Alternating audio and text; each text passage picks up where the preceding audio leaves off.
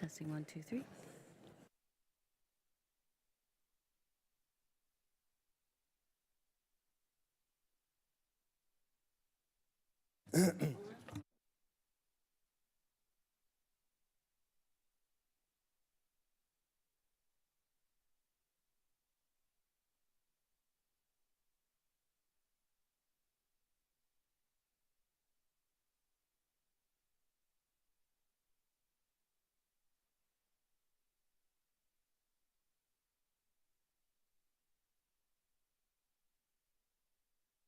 Okay.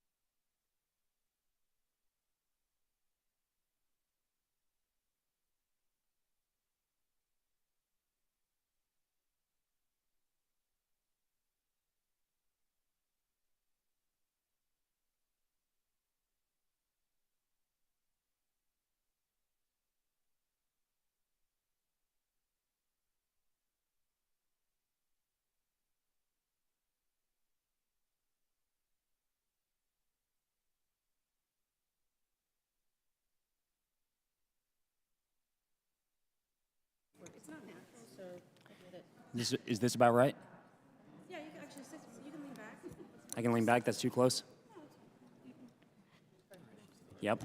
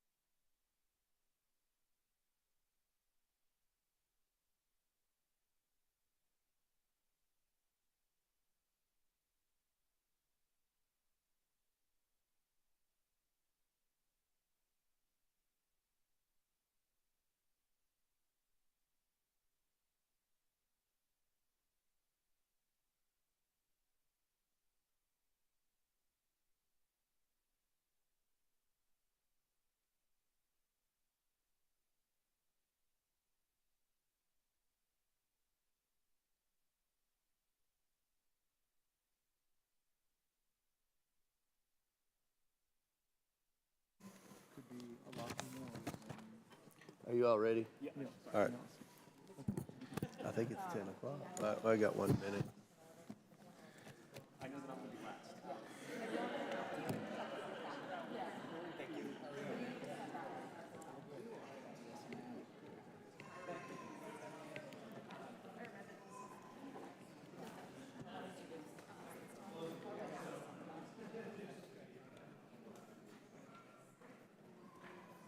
refilled your Diet Mountain Dews, but I only have bottles. They were sold out of cans. Okay, that's fine. But I- I'll wait about.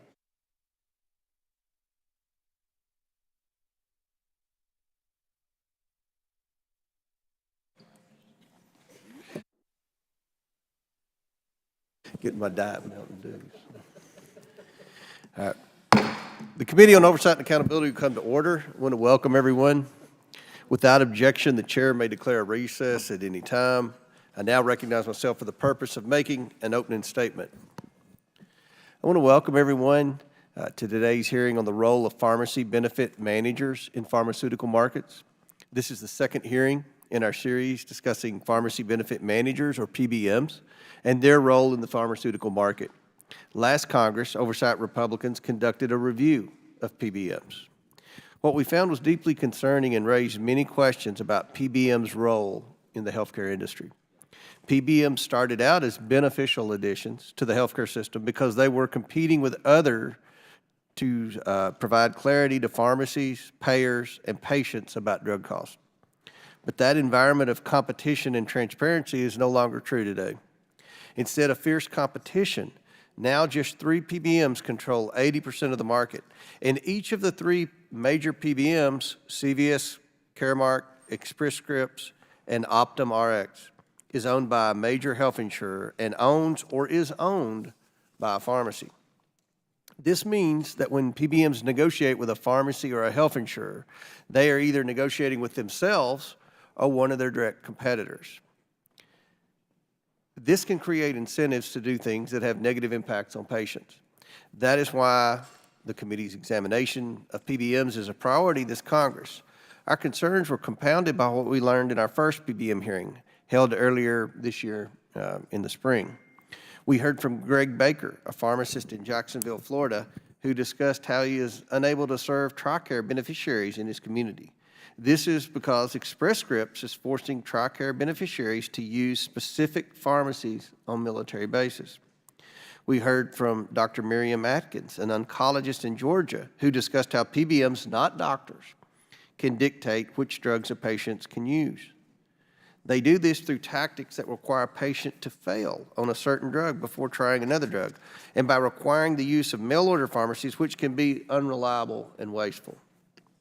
We also heard from Greg Baker, the CEO of Affirmed Rx, a transparent PBM that works to provide clear pharmacy benefit services to employers.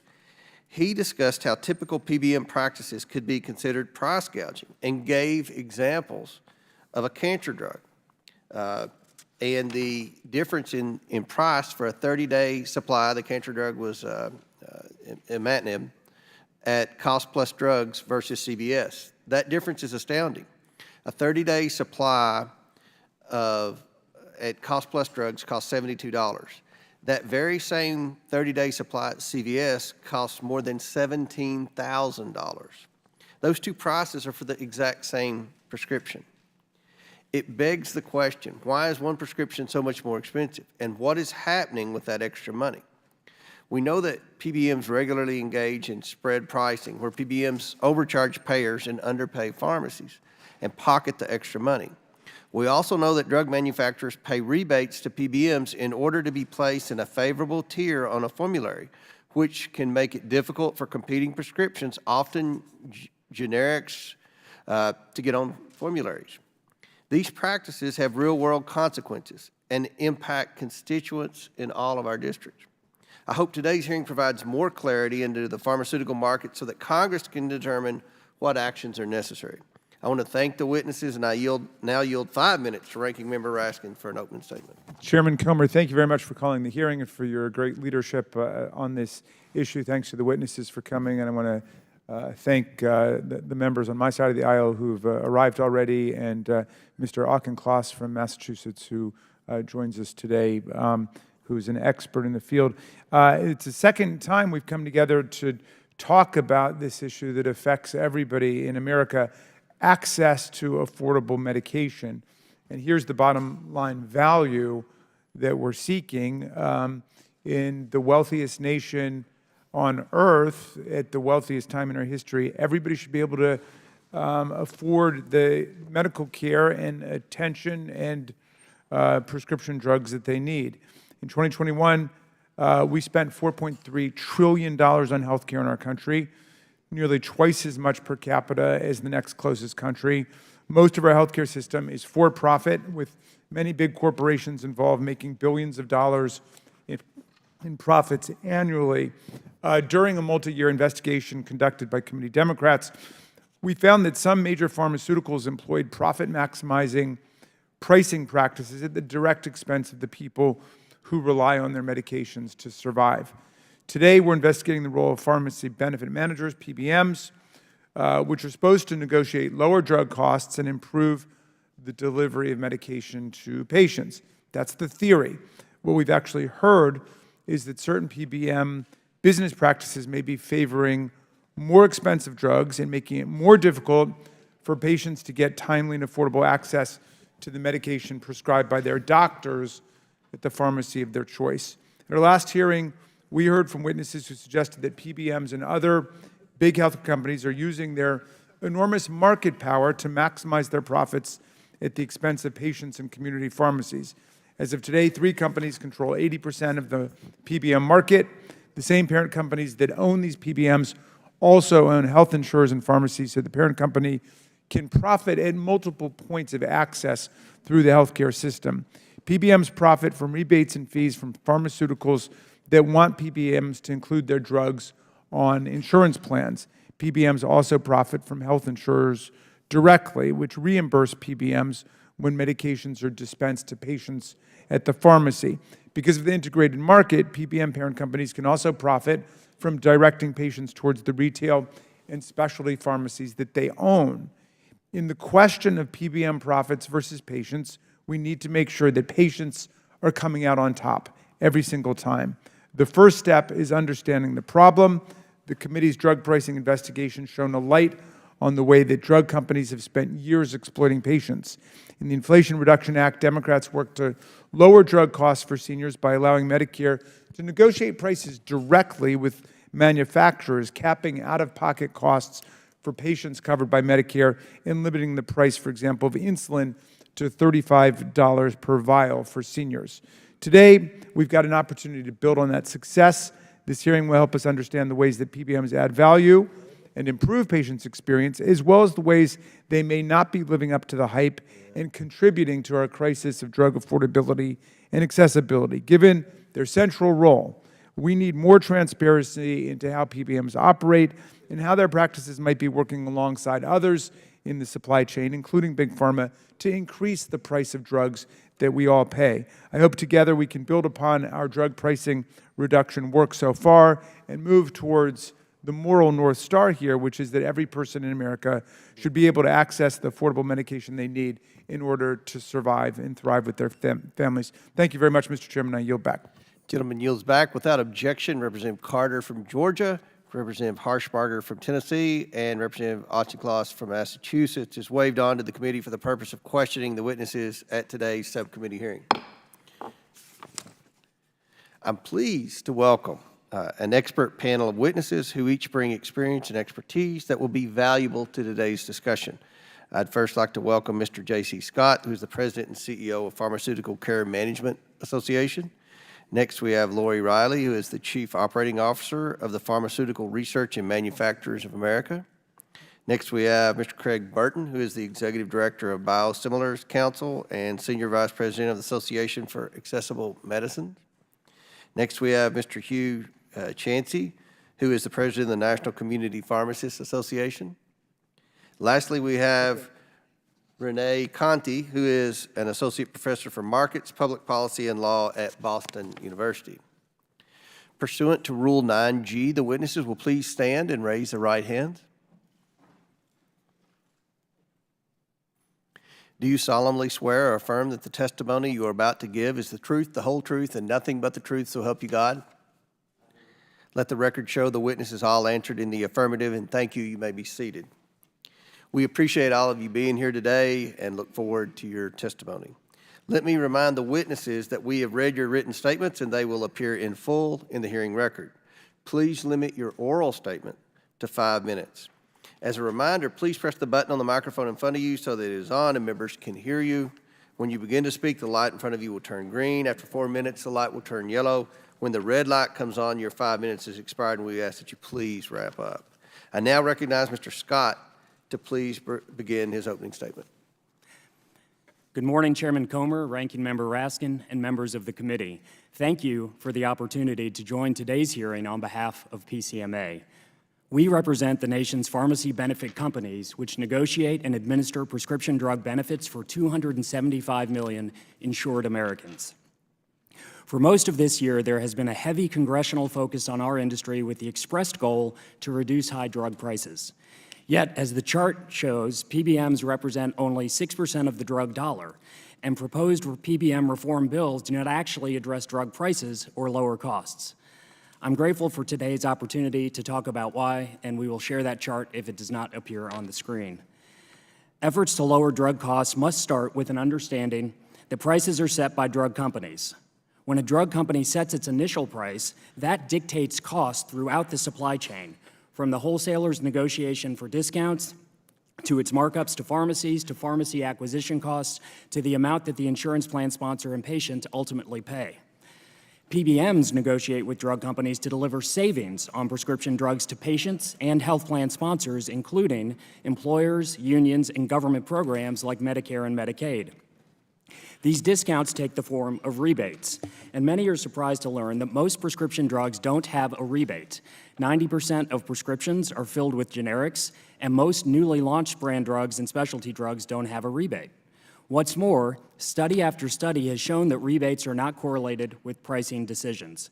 Government data illustrates this very important point. Prices continue to go up on drugs regardless of how big, small, or non-existent a rebate is. The idea that PBMs force drug companies to set prices higher is simply incorrect. PBMs pass these savings back to plan sponsors and employers who have full decision-making authority on how best to use rebate savings to benefit the patients enrolled in their plans, whether it be through lower premiums, lower out-of-pocket costs, or more comprehensive benefits.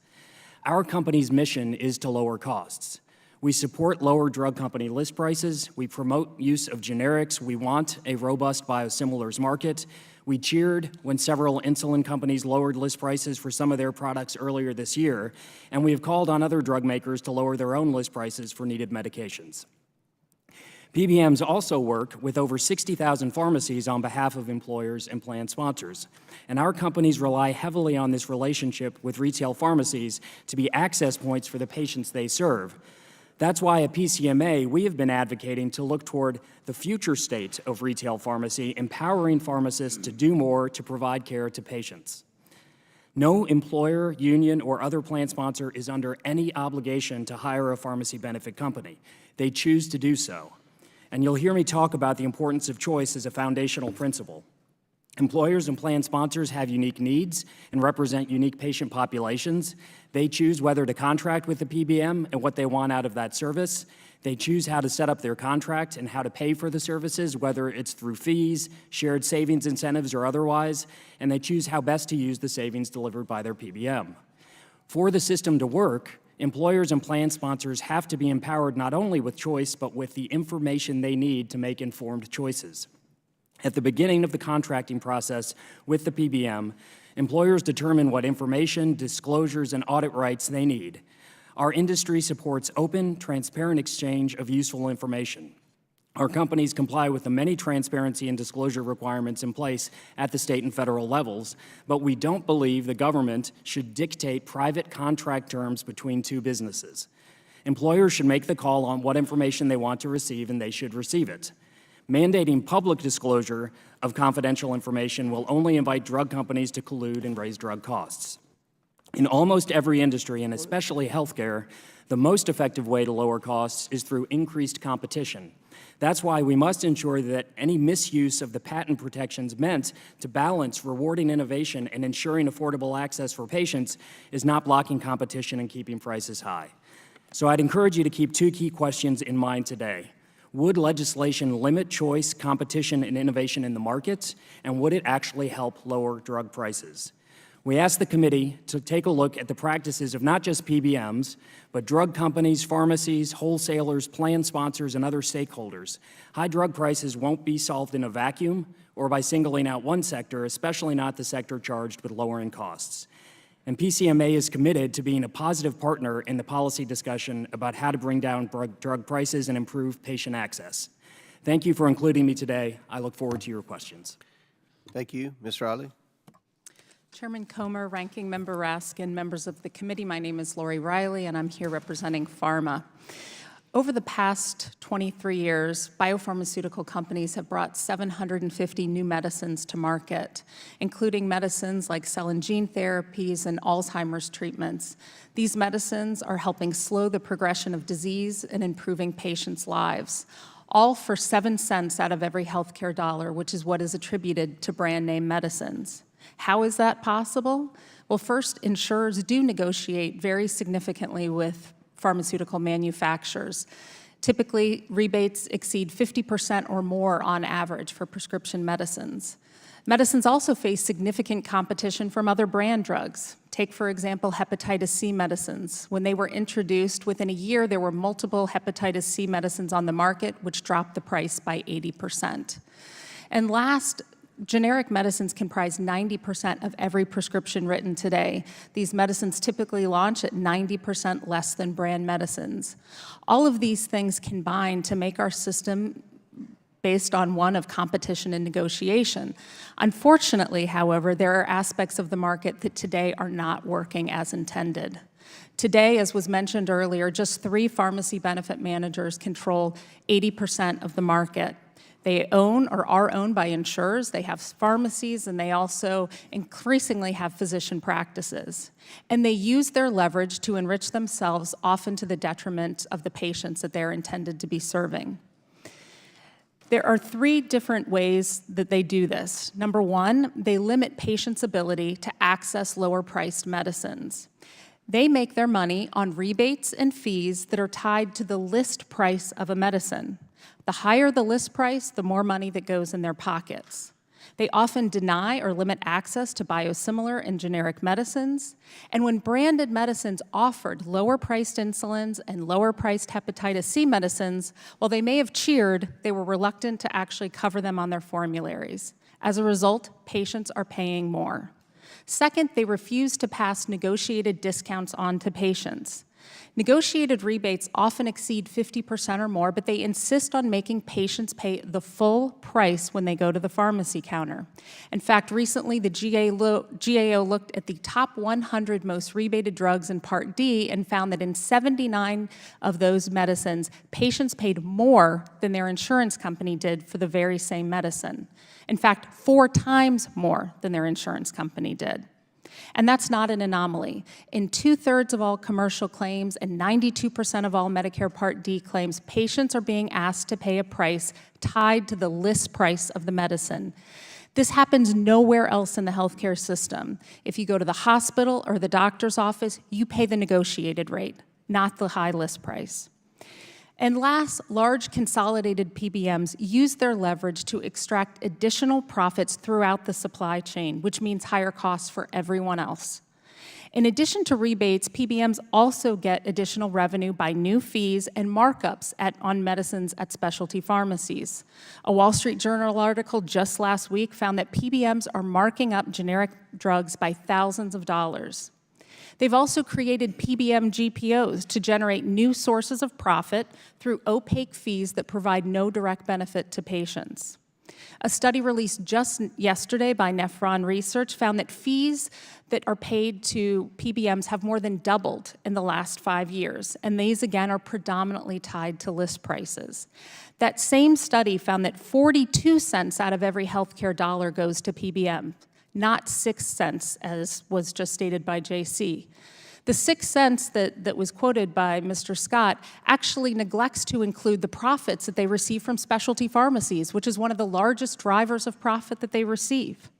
So how do we fix this problem? Congress has an unprecedented opportunity to hold PBMs accountable, restore competition, and lower costs, and they can do so in 3 ways. Number 1, de-link PBM compensation from the price of medicine so that PBMs are not incentivized to prefer high-list price medicines over lower-price medicines.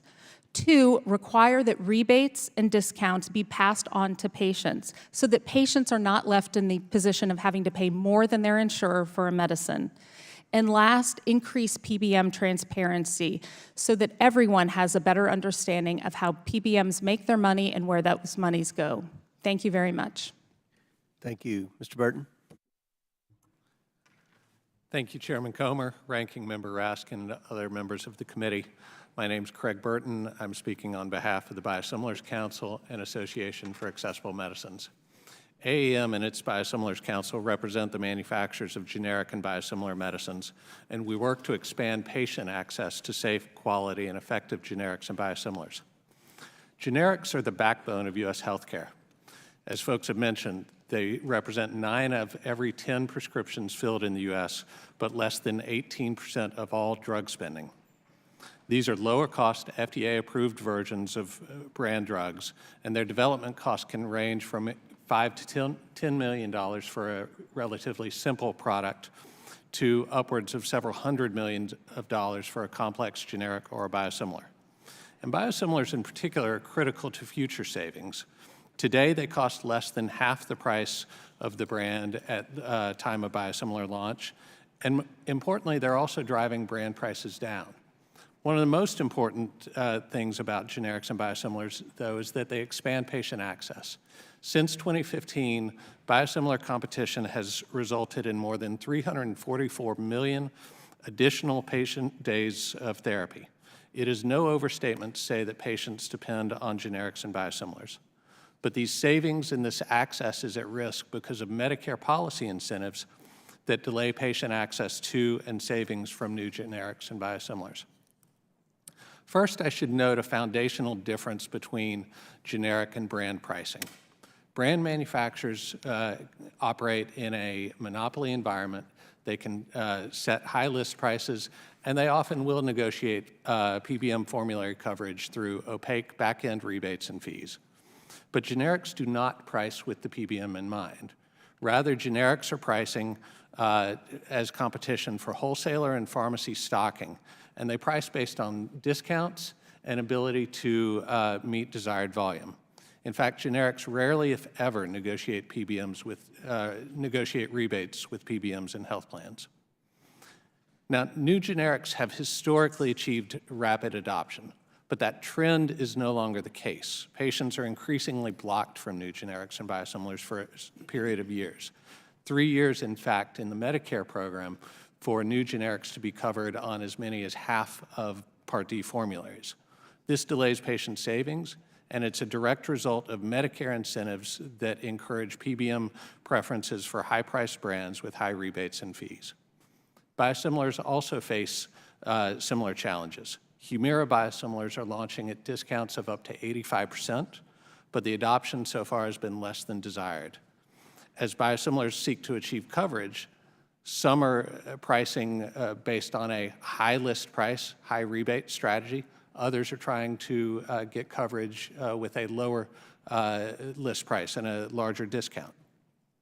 And these PBM preferences can be seen in the biosimilar insulin market, where a biosimilar insulin launched with 2 prices, one high price with back-end rebates, and one with a 65% discount in list price. But PBMs didn't cover the lower-priced biosimilar insulin. PBMs stuck with the brand.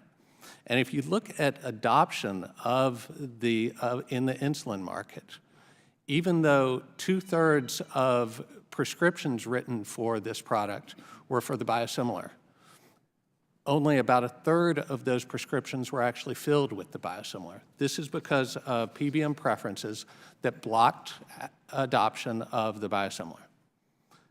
To be clear, as we look at biosimilar and generic competition, it's great that everyone's supportive of it, but it cannot simply be a ploy for PBMs to leverage bigger rebates and fees from brand drugs.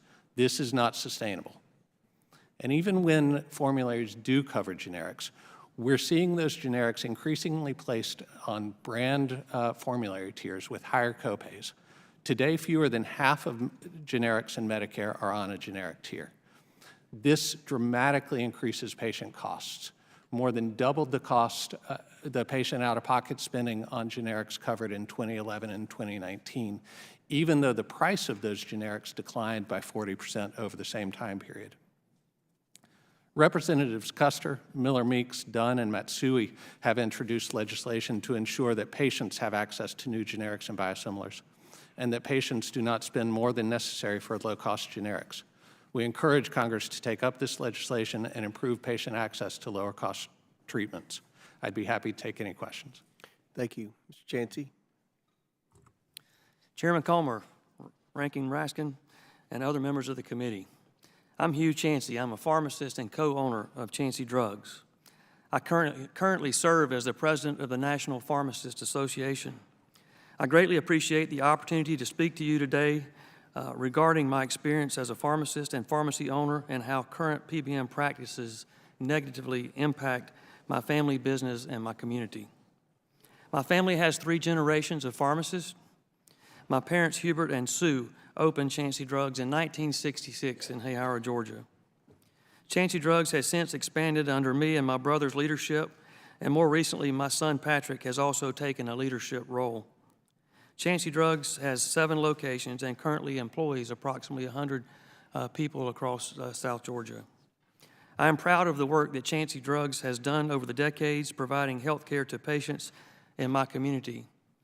But PBMs put this important work at jeopardy, dictating who has access to our pharmacy, the prices patients pay, what reimbursements pharmacy receive, and what medications are on formulary. As you know, the top 3 PBMs control 80% of the market. They use the monopoly power to steer patients to PBM affiliated pharmacies. In fact, a recent report from MedPAC found that vertically integrated PBMs in Medicare Part D appear to pay the affiliated pharmacies more than they do pharmacies like mine. Imagine that. This is leading to a higher cost to the Medicare program. Many of my patients who are forced to get their drugs through mail order receive their medications damaged or don't get them on time. Chansey Drugs has 3 stores near Moody Air Force Base, which means that we have a lot of veterans as customers. When Express Scripts implemented the changes to the TRICARE pharmacy network last year, many of our patients were negatively impacted. We had one patient in particular who called in tears. She is blind, and we hand deliver her medications to her home in specialty packaging. With TRICARE's changes, she was forced to go to mail order without the specialty packaging, and her elderly husband must drive 40 miles round trip to the pharmacy in Valdosta. Our service members and veterans deserve better. PBMs employ harmful anti-competitive tactics such as spread pricing and DIR fees. Spread pricing is the difference between how much the PBM pays me for a drug and the higher price that they charge the payer for the same prescription. For years, community pharmacists have said PBMs play spread pricing games, contributing to higher drug costs. Studies of state Medicaid managed care programs have found that PBMs overcharge taxpayers while pocketing the spread for themselves. In fact, over the last 2.5 years, Centene has entered into settlements for up to $900 million for at least 17 states for overcharges to the Medicaid program. Another tactic PBMs use are direct and indirect remuneration fees. DIR fees have allowed PBMs to pay pharmacies for prescriptions and later claw back thousands of dollars at random. MedPAC March 2023 report found DIR fees reached $12.6 in 2021. That's a 33% increase in just 2 years. The unpredictability wreaks havoc on my pharmacy's financial health, threatening my ability to keep the lights on. On top of this, our contracts with PBMs are take it or leave it. Some of the most life-sustaining medications are often underpaid by PBMs. Georgia's cost to dispense for Medicaid patients is $10.63, but it is not unusual for PBMs to pay me a nickel. And oftentimes, we have $0 dispensing fee on Part D prescriptions. Because of PBMs, thousands of pharmacies represented by NCPA have gone out of business over the last decade. And it's not only independent pharmacies that PBMs impact. Large chain pharmacies are also closing. In fact, 2 large grocery stores are closing in my community now. If these large national chains and grocers are having difficulty maintaining pharmacy operations, it's no surprise that small businesses are struggling. Pharmacies are going under while PBMs are getting fatter. CVS, United Healthcare, and Cigna are all part of the Fortune 500 top 20. If the PBM industry continues to go unchecked, there is a severe risk of putting thousands of pharmacies like Chancey Drugs out of business. In sum, community pharmacy supports common sense legislative reform to PBM's harmful practices, which I would be glad to discuss further. I applaud the committee's bipartisan efforts to shine light on the PBMs through this investigation, and I'm happy to answer any questions. Thank you. Thank you, Dr. Conti. Good morning. I'm Professor Rena Conti. I'm a professor of economics applied to prescription drugs at Questrom School of Business at Boston University.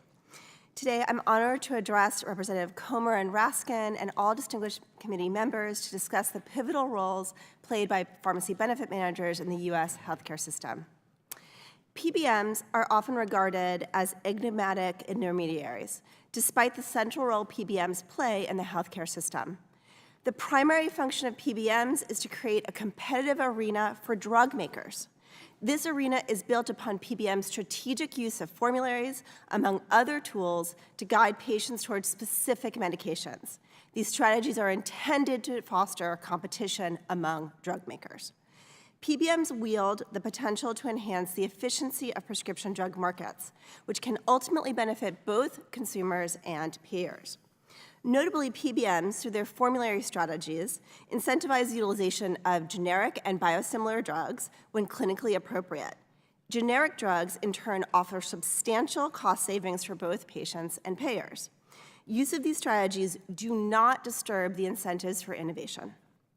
Nonetheless, I have some concerns about the potential for PBMs in their current organizational structure to burden our system with additional costs. Branded drug makers may respond to the strategies of PBMs in ways that undermine patient benefit. Branded drug makers offer rebates off of list price to compete within the arena constructed by PBMs. PBMs, in pursuit of their own self-interest, may favor placing branded drugs with higher list prices in preferred formulary tiers. When drug makers exclusively retain the power to set list prices and engage in formulary competition, as in our system, it can trigger shadow pricing behavior. In the race for superior placement, list prices may skyrocket without commensurate benefit to patients, as confirmed by the House Oversight Committee's recent reports. Such behavior directly burdens all Americans with higher out-of-pocket costs and undermines access, especially for people who are underinsured, including those with high-deductible health plans and uninsured individuals. It also undermines transparency within the system, essentially disconnecting reimbursement from the acquisition costs of these drugs. The consolidation of PBMs presents challenges. While mega PBMs may extract deeper rebates from branded drug makers, the benefits of such arrangements often remain with the PBMs themselves and are not shared with consumers or payers. The consolidation of PBMs with health plans does not appear to lower premiums for consumers nor enhance their medical benefits. Similarly, the consolidation of PBMs with pharmacies does not appear to render generic drugs even more accessible nor render such services more convenient to access. Moreover, PBM consolidation erodes competition, contributing to increased costs for PBM services and greater opacity in our system. These effects hinder smaller health plans and employers to select services that actually align with their unique health needs. Developing evidence suggests that some PBMs designed formularies primarily to maximize revenues, potentially neglecting the promotion of individual and population health as well as cost reduction. Thus, while PBMs offer efficiencies in our healthcare system, PBMs also pose emergent tests. Increased transparency in the PBM market would empower consumers and employers to make informed decisions in selecting PBMs, plans, and pharmacies that align with their requirements.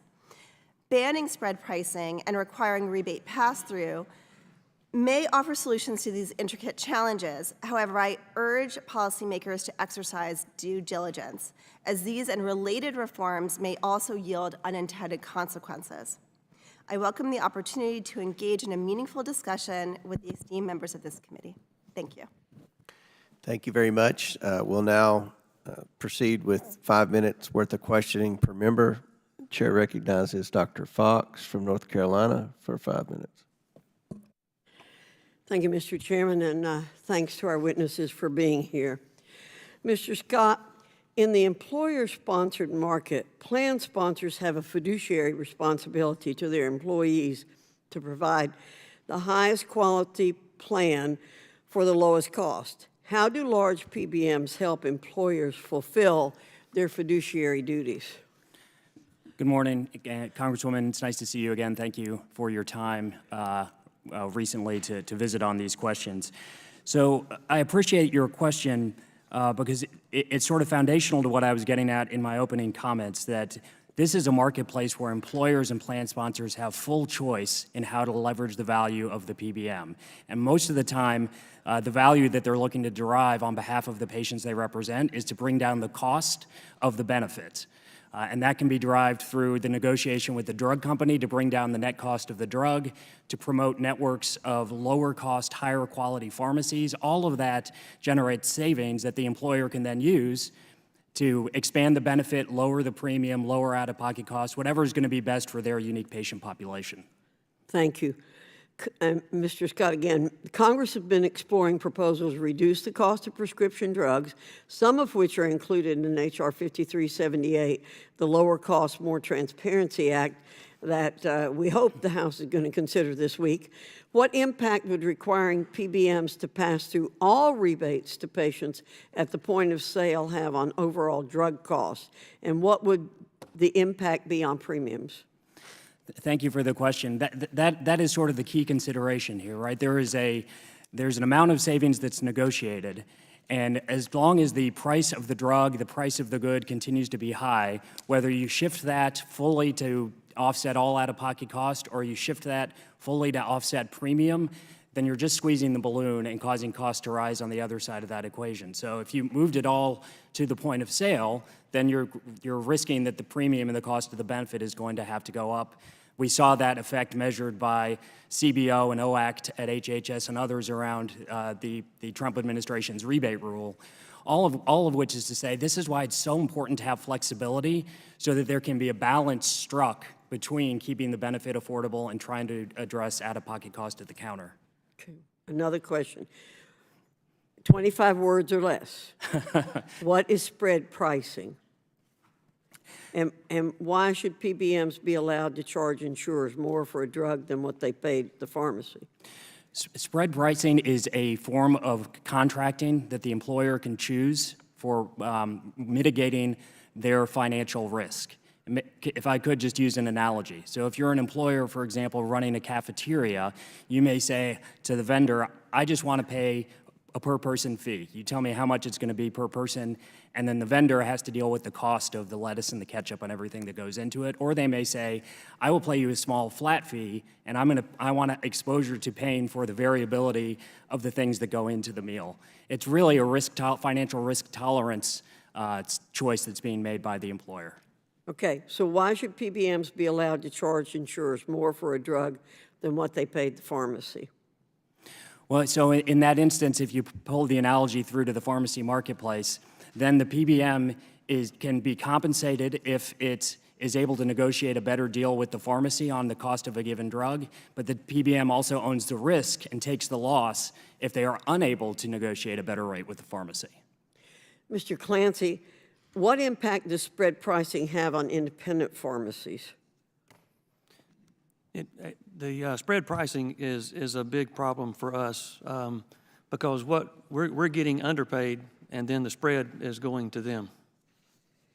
Okay, well, what would the impact of additional transparency regarding spread pricing be for independent pharmacies?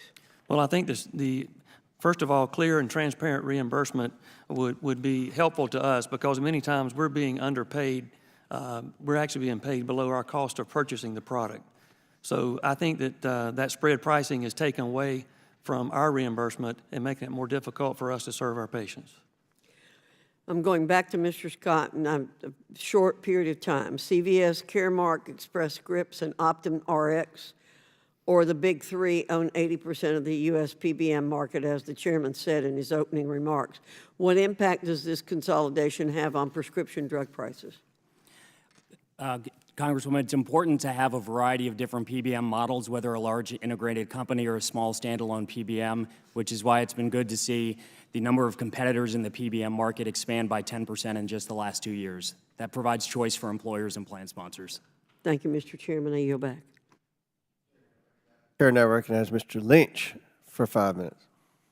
Thank you, Mr. Chairman, and thank you for holding this hearing.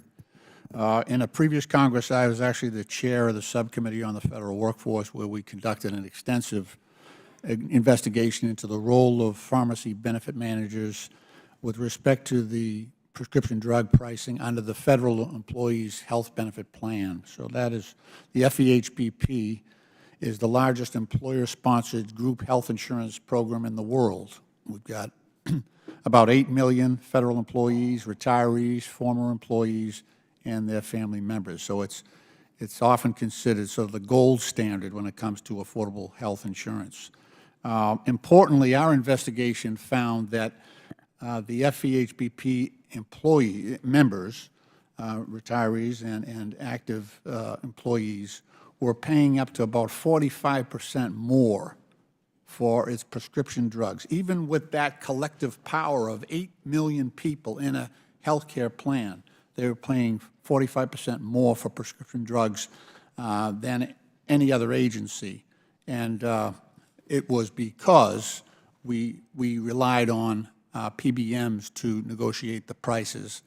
When we tried to figure out what the rebate system was that was leading to this unfairness, the PBMs fought us on the issue of transparency.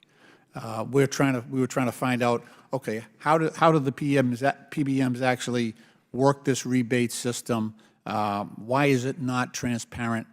They fought us tooth and nail in court, and won, claiming that it was a proprietary advantage that they had. And so we still cannot get full transparency on that. Ms. Riley, you talked about that in one of your points. How do we get at that? I know some states have individually brought lawsuits. I know Maine has, Texas has, Ohio has. You know, there are states all over the country that are trying to find out the same thing. Like, why, you know, what does a PBM charge, pay for their drug, and why are they charging so much more to employees or to insured parties? You talk about that a little bit? Absolutely. Thank you for the question. And there is a number of pieces of legislation that Congress is considering. One, the PBM Sunshine and Accountability Act, which is a bipartisan bill that members of this committee are sponsors of. I think that would go a long way to providing some sunshine into the various fees that PBMs collect and where that money goes. As you rightly pointed out, there are a number of fees, not just rebates, that PBMs collect. The report that I referenced just released yesterday from Nephron showed that what is happening now, I would argue, is shape-shifting in the PBM market. As Congress and state legislators have begun to shine a light on rebates and the significant dollars associated with rebates, more plan sponsors are demanding that those rebates get passed through to them. So PBMs have set up PBM GPOs, often located offshore, and they collect a number of opaque fees. It's hard to find any direct patient benefit to these fees, and I think it would be enlightening for folks to know just how large and significant these fees are today and how much they've grown in just the last 5 years. Great. I just want to illustrate one of the absurdities that we found here. So here we have 8 million people in an insurance plan, that collective bargaining power, you know, the weight of that plan, we found that the PBMs were operating individually with CVS and the drug companies, offering another program to the general public. So somebody off the street could come in and pay $10, and there was a whole formulary of drugs that they were available, and for $9.99. Our members that are paying all this money for insurance, 8 million of them paying into this plan, went in and they paid more than someone coming in off the street. So we were telling our members, don't tell them you have insurance. Just tell them you're a stranger. You don't have insurance. You'll get a better price from the PBMs than you would with federal employee health insurance.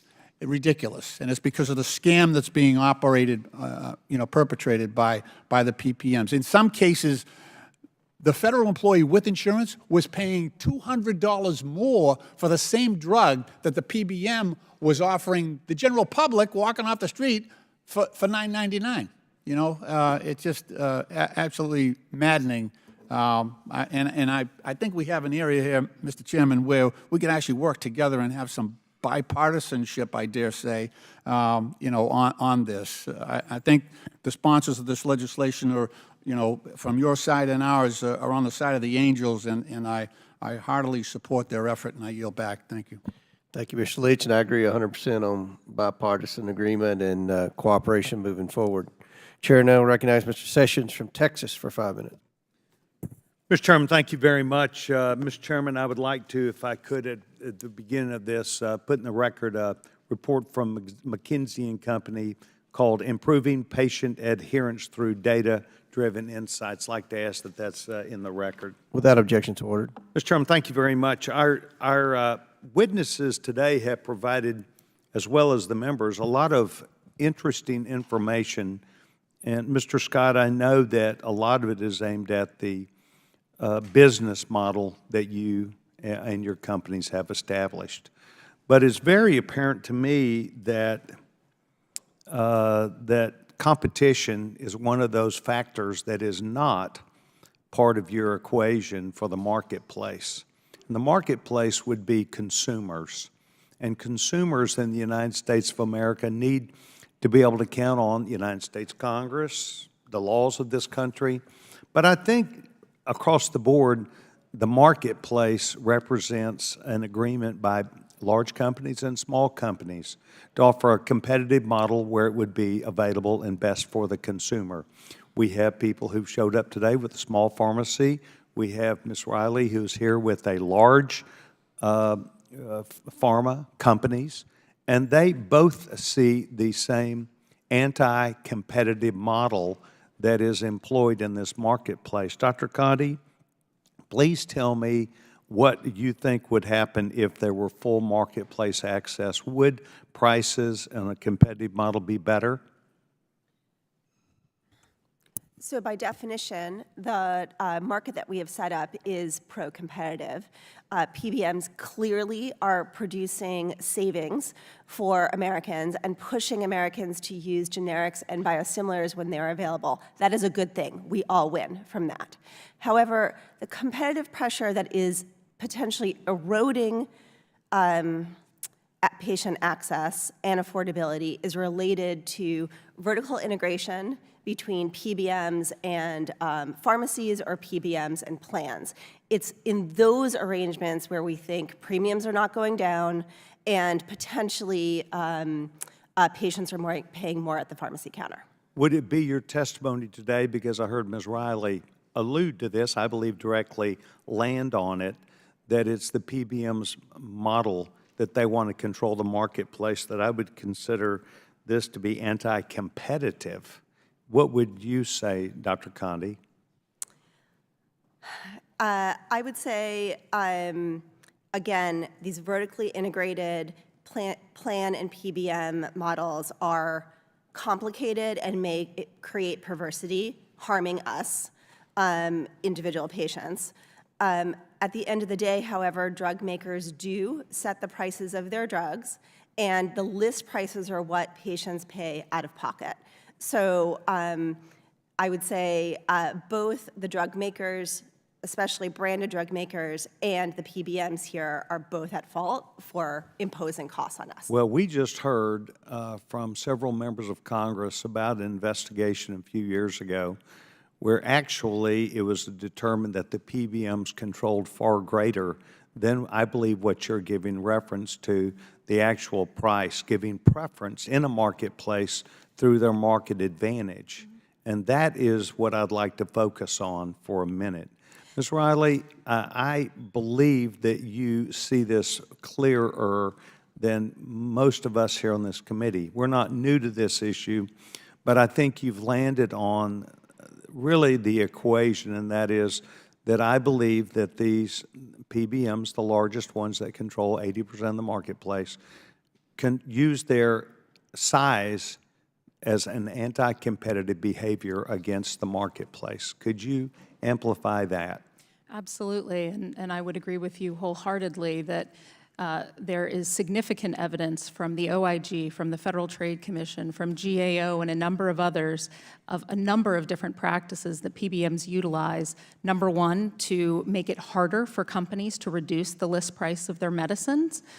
So while it is true our companies set the list price of the medicine, PBMs are responsible for setting the terms of coverage and access and cost sharing that patients have, and their preferences do matter. And when companies have attempted to lower their list price, as they did with insulin and hepatitis C medicines, that was not met with cheers, as JC testified, but rather oftentimes exclusions from formularies as a result of doing that.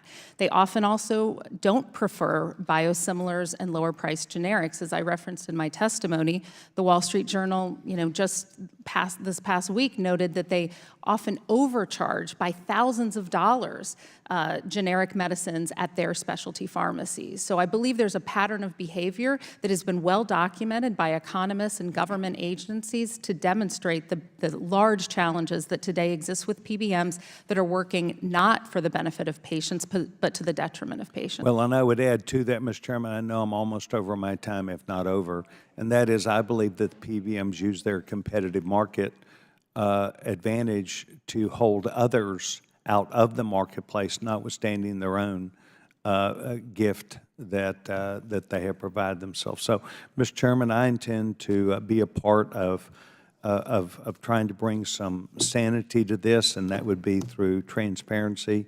But I really do appreciate Mr. Scott coming here. I think that the model that could work with PBMs could work, but you cannot use your competitive size against other companies entering, coming to the marketplace as our private pharmacies, even somebody as big as Albertsons, I think that find themselves on the backside of these three largest companies who use, in my opinion, anti-competitive behavior, which should be against the federal law. Mr. Chairman, I yield back my time. Thank you. Chair now recognize Mr. Krishnamurti from Illinois for 5 minutes. Thank you, Mr. Chair. Mr. Scott, you said in a PCMA website post from February 14th, 2023, quote, "We can once again state unequivocally the independent pharmacy market is stable," correct? That's what you said in that post, correct? That sounds correct, yes, sir. Sir, according to the FTC, as well as Fortune magazine, the number of independent pharmacies has gone down from 23,000 in 2010 to about 19,000 right before the pandemic, and it hasn't done that much better since. Mr. Chancey, I see in your testimony you say PBMs wreak havoc on independent pharmacies' financial health. Isn't that right? That's correct. And one of the main reasons are what are called DIR fees, direct and indirect remuneration fees, correct? Yes, sir. And those often amount to fees that basically claw back any amounts of money that were paid to the pharmacies to dispense drugs in the first place, right? According to the Centers for Medicare and Medicaid, CMS estimates that fees, DIR fees, have gone up by 91,500% between 2010 and 2019. You don't disagree with that, right? And Ms. Riley, that doesn't contribute to stability in the independent pharmacy market, does it? It does not. So let me talk about patients for 1 second. The FTC is conducting a major study of PBMs currently. They have initially released some of their findings in a recent statement from the summer. Here is what they said. They said the following. One patient told us she was required by her health insurance carrier to go through PBM's specialty pharmacy, which significantly delayed medication she vitally needed to ensure she could have her baby. She says, I may have lost the pregnancy because of the delays. Now, Mr. Chancey, that's consistent with your experience with specialty pharmacies, isn't it? Another finding from the FTC. This is dated again, July 20th, 2023.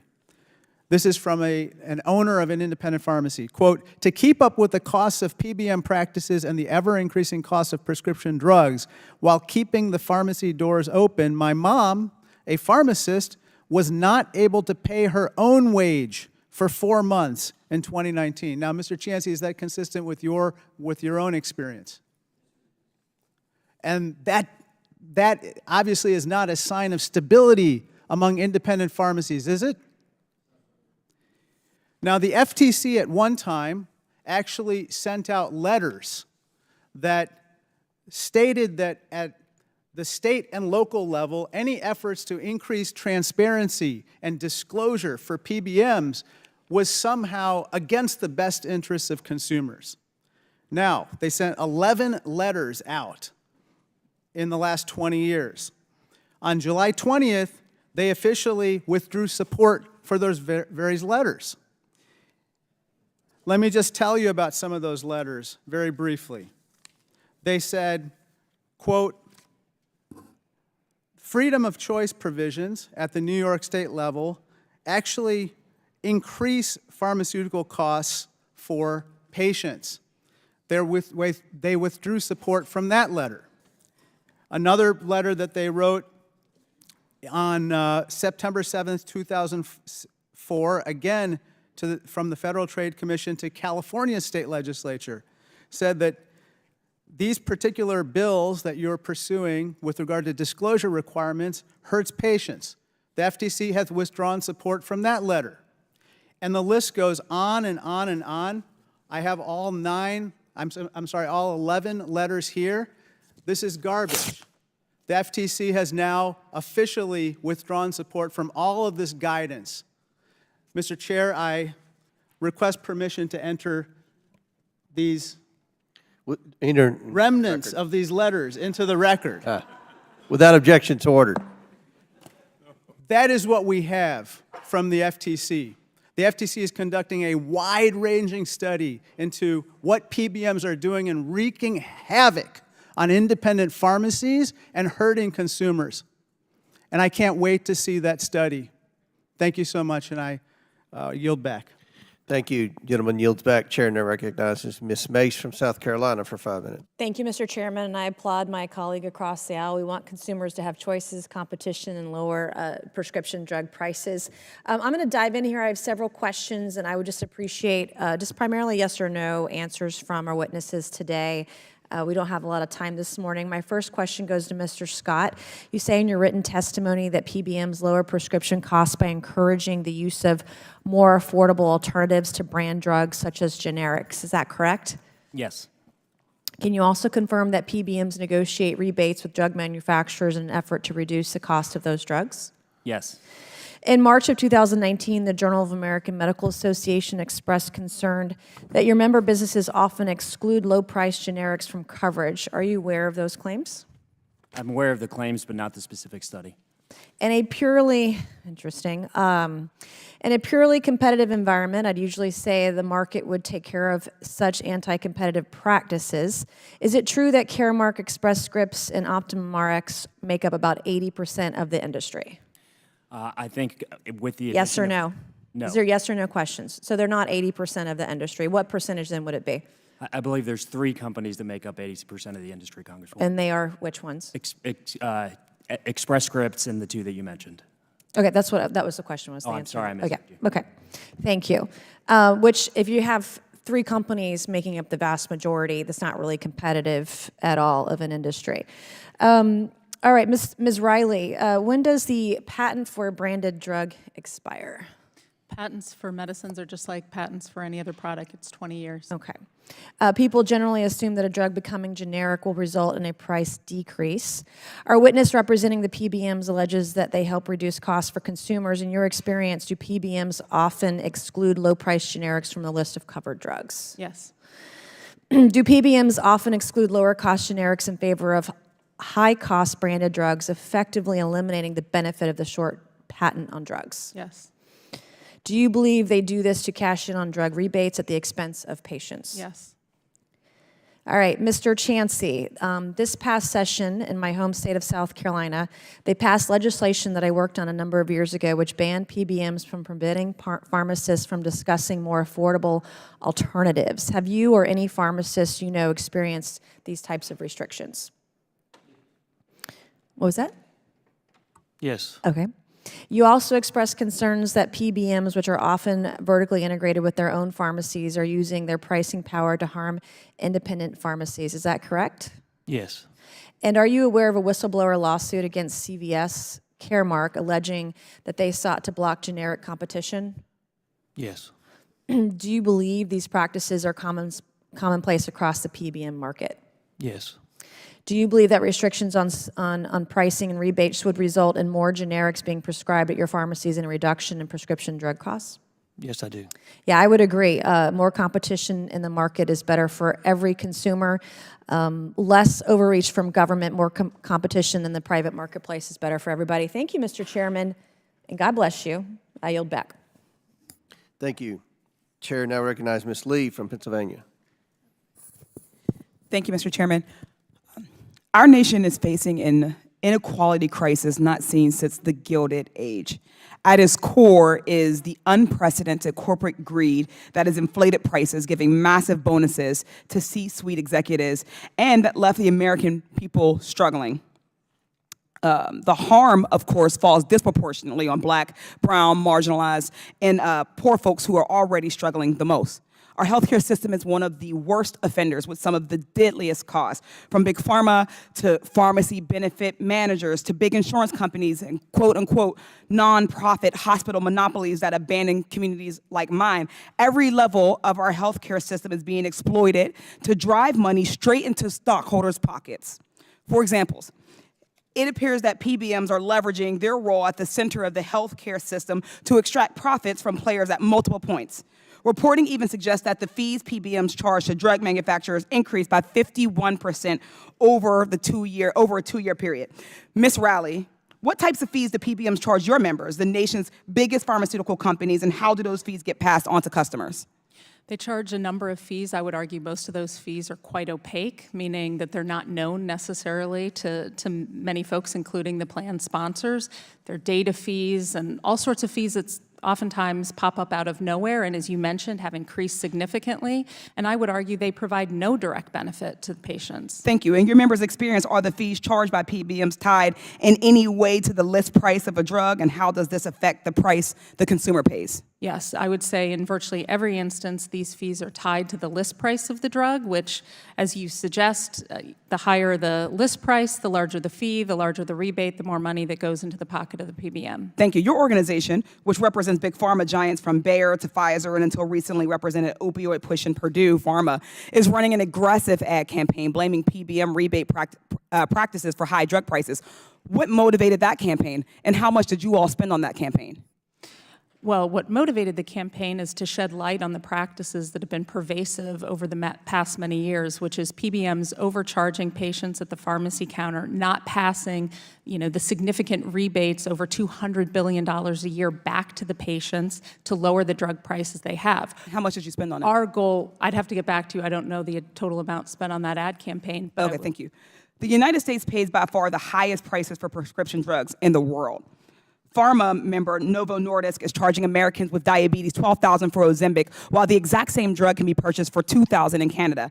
Pharma member Eli Lilly is charging Americans nearly $200,000 for Cyramza to treat stomach cancer, a drug that can be purchased in Germany for $54,000. Pharma member Sanofi is charging America over $200,000 for Kyprolis to treat thyroid cancer, a drug that can be purchased in France for $30,000. Pharma member Gilead is charging Americans with non-Hodgkin's lymphoma $424,000 for Yescarta, a therapy that can be purchased in Japan for $212,000. Ms. Riley, do you really expect this committee to believe that the blame lies entirely with PBMs and not also with your members? I would say all of the prices that you quoted are list prices Was of medicine. rhetorical, but I do have another question. Why are several of your member companies suing to stop the federal government from negotiating drug prices through the Inflation Reduction Act? I'd be happy to answer that question. We have strong concerns about the constitutionality of the IRA provisions that were passed. Number one, they violate the separation of powers because Congress delegated too much authority to an outside But your entity. concerns Two, about they negotiating violate drug due prices, process. does your company have that?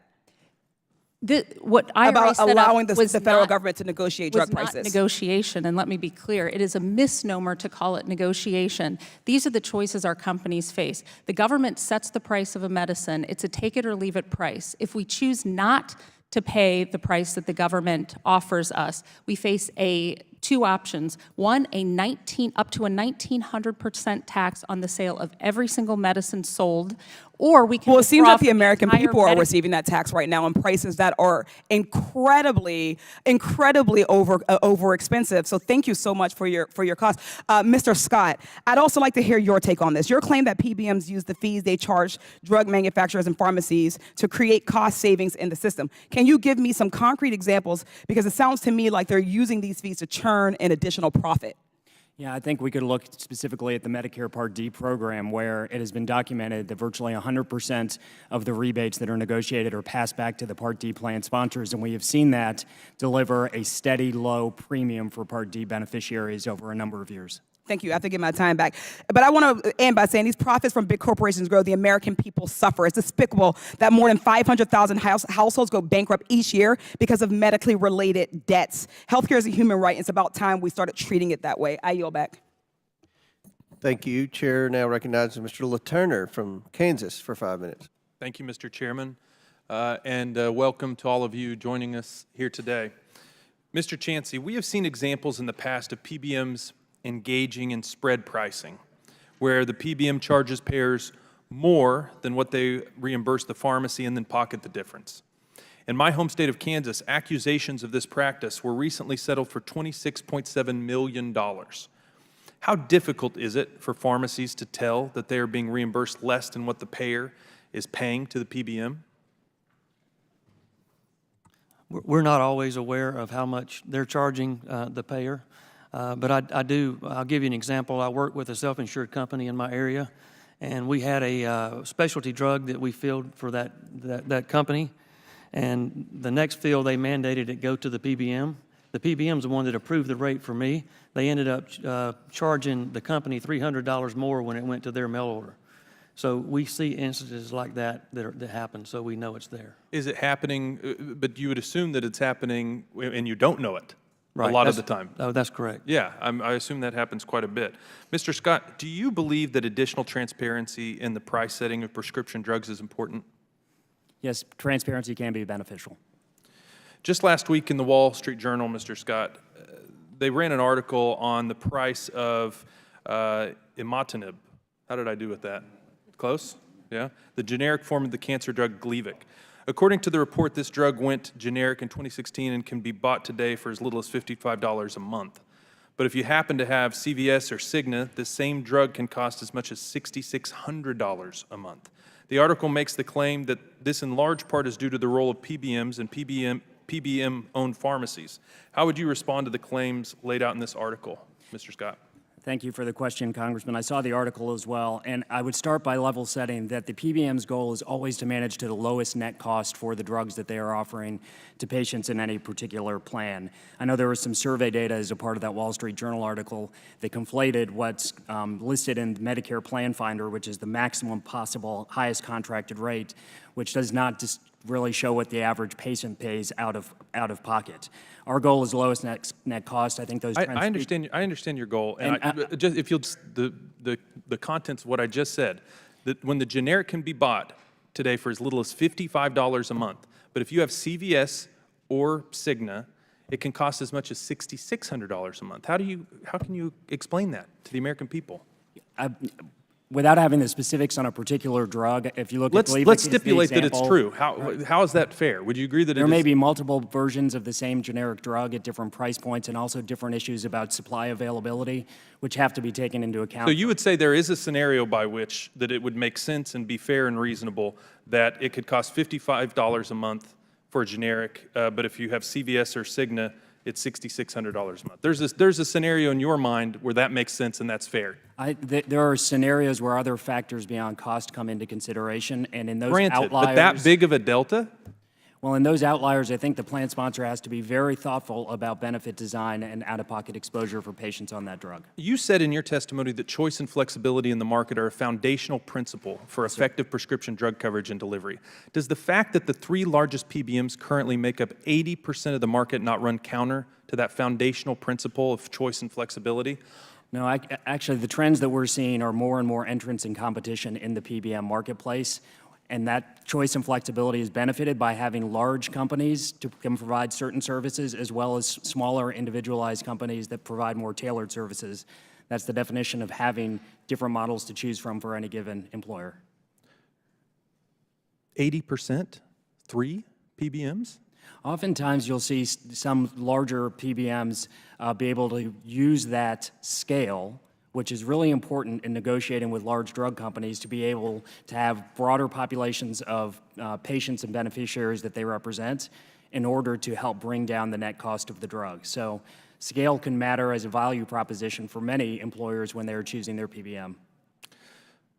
Lori Riley, are new generic drugs suffering as a result of PBM coverage decisions to prefer higher priced drugs with high rebates over lower list price drugs? Can you give an example of this? Yeah, I think there is evidence of that. We saw it with not just new generics, but lower price brand medicines that have entered the insulin example, the hepatitis C example, where our manufacturers have issued lower price products in the hopes that those would get picked up by the PBMs because they would be lower cost to the consumer, because everyone says they want pharma to lower their list prices. When we actually do lower their list prices, they don't get covered by the PBM. Really quick, just answer the question quickly. Has market consolidation enabled and incentivized them to negotiate higher rebates? Yes, I think actually negotiation works in the system. The challenge is how does those rebates get passed on to the patient that needs them, and I think that's what's broken in the system. Thank you. I yield back, Mr. Chairman. Gentleman yields back. Chair now recognizes Ms. Norton from Washington, D.C. Thank you, Mr. Chairman. Professor Conti, as Americans, we have the highest global, we are the global exception when it comes to drug prices because we face exorbitant prices for life-saving prescription drugs. During the committee's first hearing on pharmacy benefit managers in May, Dr. Miriam Atkins, an oncologist, described a situation in which one of her patients was sent a $1,000 bill for a drug as part of cancer treatment. Dr. Atkins explained that patients unable to afford this cost, and here I'm quoting him, just won't take the medication. And then that will affect their life expectancy, end quote. Professor Conti, how do high drug prices harm patients that seek life-saving care from their providers? Thank you so much for the question. Financial toxicity is real. It's real among Americans who are facing a dread diagnosis and treatment of cancer and other conditions. Our evidence suggests that more than 40% of people with some types of blood cancer are facing financial toxicity that makes them choose between filling their medications and paying their rent. This is a real concern and one that is affecting patients' health and their ability to take care of themselves and their families. Thank you, Professor Conti. I have another question for you. According to one outside group, And here are some astounding statistics. 1/2 of U.S. adults say they have difficulties affording health care. It's half the people who live in this country. And 1 in 3 adults ages 60 to 64, and 1 in 5 adults age 65 and older paid more, and here's another astounding number, more than $2,000 annually in out-of-pocket costs for their health care. I don't know how they do it. High prescription costs can have a devastating effect on patients and families. Last Congress, President Biden signed into law the Democratic-led Inflation Reduction Act. Under this law, out-of-pocket costs for patients covered by Medicare Part D will be capped at $2,000 per year starting in 2025. This will improve the lives of 1.4 million Americans covered by Medicare. It will lead to substantial savings for patients who need expensive medications.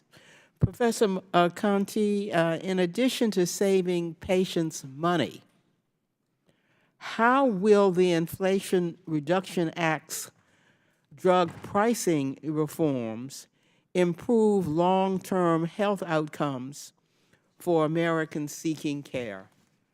Thank you so much. The IRA provisions are a substantial evolution in access to prescription drugs for Americans. Right now, seniors have greater access to insulin based on IRA provisions. Seniors also have better access to vaccines that prevent serious illness. And finally, Part D redesign will extend access to patients for 49 million Americans starting in the next year. This is a major, major step forward for population health and individual health as well. Thank you, Dr. Conti. I yield back. Gentlelady yields back. Chair now recognizes Mr. Burleson from Missouri for 5 minutes. Thank you, Mr. Chairman.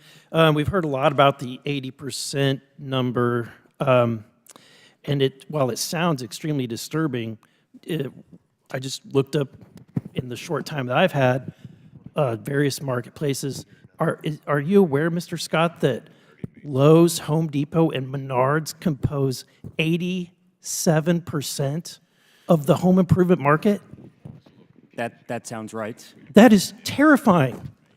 Terrifying. Can you imagine the impact on consumers?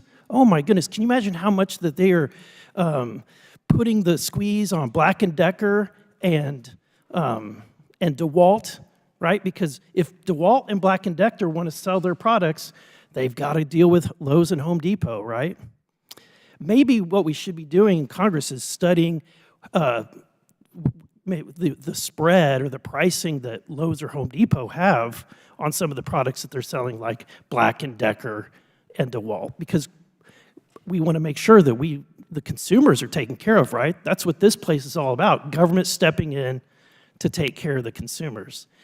Wouldn't it be interesting if Black & Decker and DeWalt decided to enter into a campaign? That's really what they need to do. Mrs. Riley, let me ask you this. How much has your industry spent in television advertisements demonizing PBMs? I don't know the exact amount. Happy to report back. Well, I have an article that I'll submit to the record that pharma spent over $9 million on anti-PBM advertising. Mr. Chairman, if I could submit that to the record. Without objection, so ordered. Thank you. Mr. Scott, I'm actually interested in what we can actually do to reduce costs. In my opinion, and I might be the only one on this committee who has actually been in the position of negotiating with PBMs, of deciding what PBM that we were going to use and purchase or enter a contract with over 100,000 lives. And I can tell you, if you're in that situation, you know there is choice. There's a lot of PBMs to choose from, and not a single one is coming to the table saying, we're going to increase your costs for your patients. Every one of them is bringing down those costs. So as the employer, I'm telling you that eliminating the opportunity to use a PBM will only increase the premiums for the those insured. So the question that I have within the 2 minutes, Mr. Scott, what can we actually do that would reduce the costs of pharmaceuticals? Thank you, Congressman, for the question. And I would say a couple of things. I think you're exactly identifying one of the primary value propositions that employers measure a PBM on, which is, are they going to be able to bring down my net cost and help me to provide affordable benefits? And the PBMs, as has been recognized, I think have a very strong track record of delivering about $145 billion in value for the system every year through that work of negotiating discounts.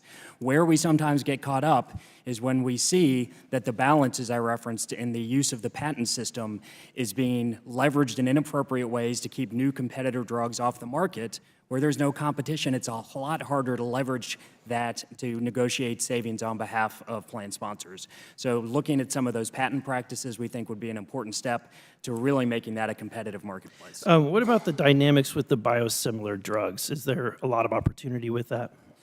Absolutely. And I think we have seen that in the few instances where biosimilars have already come into the marketplace.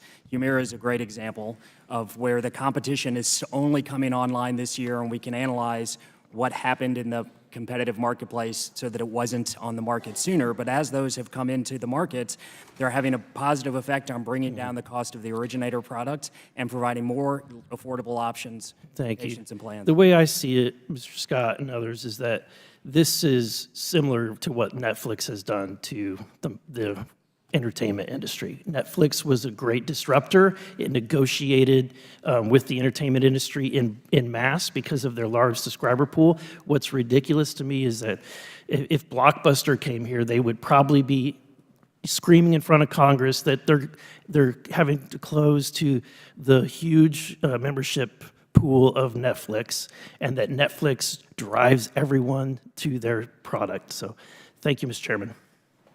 Thank you. Chair now recognizes Ms. Brown from Ohio for 5 minutes. Thank you, Mr. Chairman.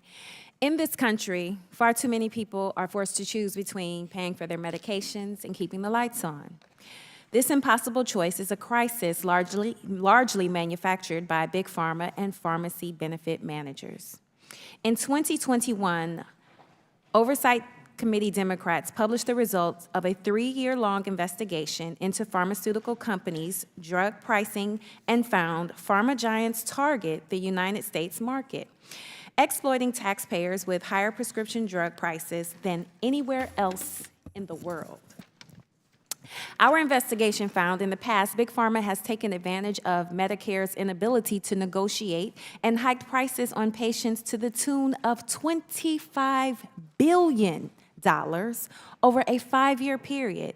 And that was just for the 7 drugs we investigated. As a result of Democrats passing the historic Inflation Reduction Act, which was signed into law by President Biden, Medicare is now finally able to negotiate directly with drug manufacturers to bring down the price of life-saving prescription drugs.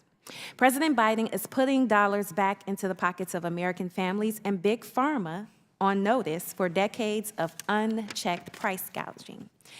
So, Dr. Conte, I want to ask you, how will Medicare's negotiation of drug prices lead to lower out-of-pocket costs for seniors? Thank you so much for the question. IRA passage is a major evolution in access to prescription drugs for Americans, and especially for seniors. We expect that insulin-dependent diabetics will receive immediate savings at the pharmacy counter and improve access. So will adults seeking vaccines and their children seeking vaccinations to prevent serious illness. And seniors who are covered under Medicare Part D will directly benefit from Part D redesign, improving access and improving both their individual health, but also population health. Thank you. And Dr. Conte, how will Medicare's ability to negotiate to lead to better health outcomes for millions of seniors and patients with disabilities? Sure. We expect that approximately 3.4 $4 billion in out-of-pocket costs were imposed upon American seniors with the 10 drugs that are slated for negotiation first this year. Lowering those costs, even 20% at the pharmacy counter, will expand access and hopefully lead to better individual outcomes and population health. Thank you, and you kind of led into my next question. Can you expound on the significance of these 10 drugs? Sure, approximately 10 million Americans are taking those drugs currently, and we expect that, again, their cost savings at the pharmacy counter will amount to approximately 20%, maybe more. That will be significant savings for them and, again, lead to greater access in using these drugs. Thank you, Dr. Conti. So President Biden's announcement regarding these 10 drugs is just a start. Thanks to the Inflation Reduction Act, Medicare will be able to negotiate the price of even more life-saving drugs in subsequent years. An additional 15 drugs starting in 2027, another 15 in 2028, and another 20 each year afterwards. We must build on these successes by increasing access to affordable and equitable health care and requiring comprehensive transparency rules in drug pricing. If my Republican colleagues truly want to reduce staggering drug costs, they should join with the Democrats to build on the achievements of the Inflation Reduction Act. And with that, I yield back. Thank you. Gentlelady yields back. Chair now recognizes Mr. Higgins from Louisiana for 5 minutes. Thank you, Mr. Chairman. I appreciate the panelists being here today. It's a really painful discussion for my constituents and my family back home. I feel that our nation in many ways has betrayed our biblical responsibility to care for our elders. It's a real problem. The Word tells us that, cast me not off in the time of old age, forsake me not when my strength faileth. I'm not sure how these PBMs sleep at night. It's an issue. Our elders are like treasures. They're commonly frightened. They have no financial stability. They're commonly alone.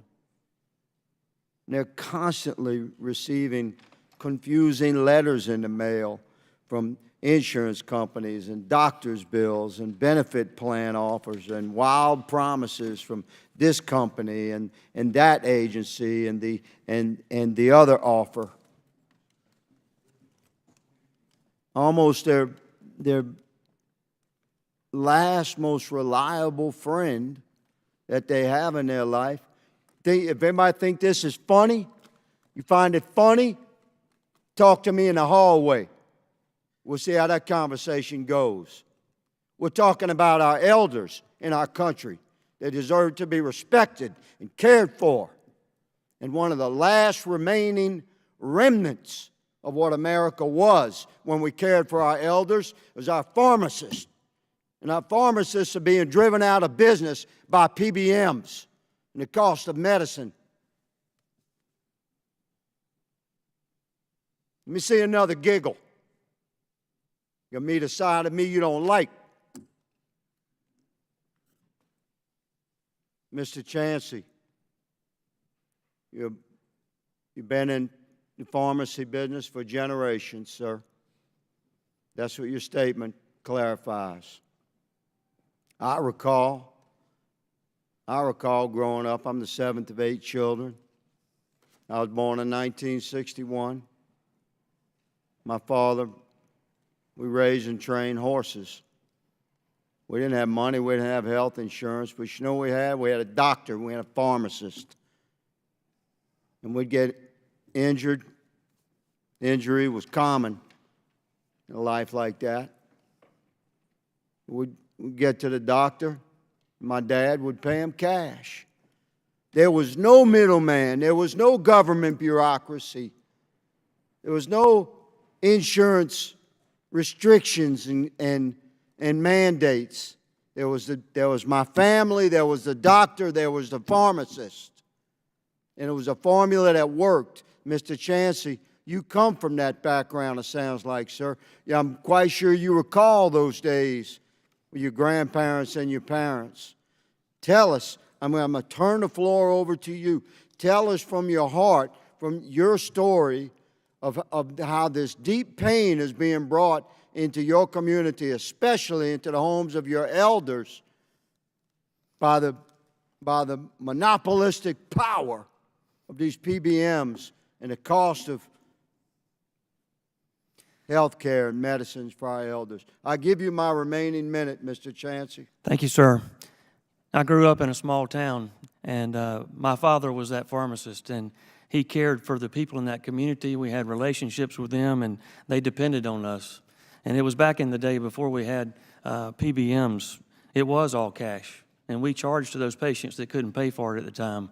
And there's 4 counties in the state of Georgia that the only accessible health care practitioner is a pharmacist. There's no doctors, there's no hospitals or anything. And if we don't do things to change, if we don't have PBM reform, then we're going to have pharmacy deserts, not just in rural America, but in the cities. So it is critical that we make some reform that's going to allow us to stay in business and take care of the seniors like you're talking about. It is critical for us to be able to do that. Under the system we have now, we're restrained. And you talk about wreaking havoc on our business. In 2018, we paid $865,000 in DR fees. In 2022, it almost doubled. And this year alone, I'm at $1.2 million just through July. Now, that's taken away from jobs, and that's taken away from opportunity in small communities that I live in. So I think there needs to be a lot of reform. We need to have clear, transparent pricing. And we also need to stop the ability for the PBMs to be steering patients to other pharmacies where they don't have a relationship and people aren't there to care for them. Thank you, Mr. Chancellor. Thank Mr. Chairman, my time has expired. I yield.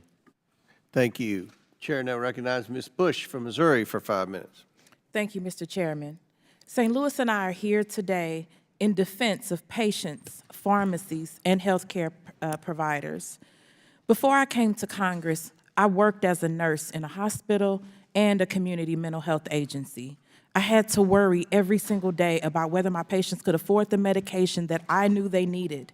It's an awful part of an otherwise extremely rewarding profession.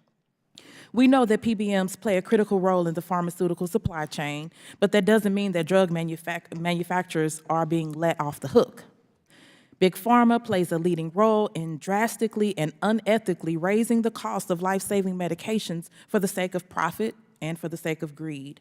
Notably, only 3 companies, Optum Rx, CVS Caremark, and Express Scripts, make up a staggering 80% of the PBM market, which we have heard earlier. 3 companies play a central role in making decisions about what medications are covered by healthcare insurance plans and the costs of those medications. PBMs negotiate pricing with drug manufacturers and use these negotiations to determine which medications are covered on someone's insurance formulary. The difference between life or death is a series of shady contracts struck between the drug manufacturer, the PBM, the insurer, and the pharmacy.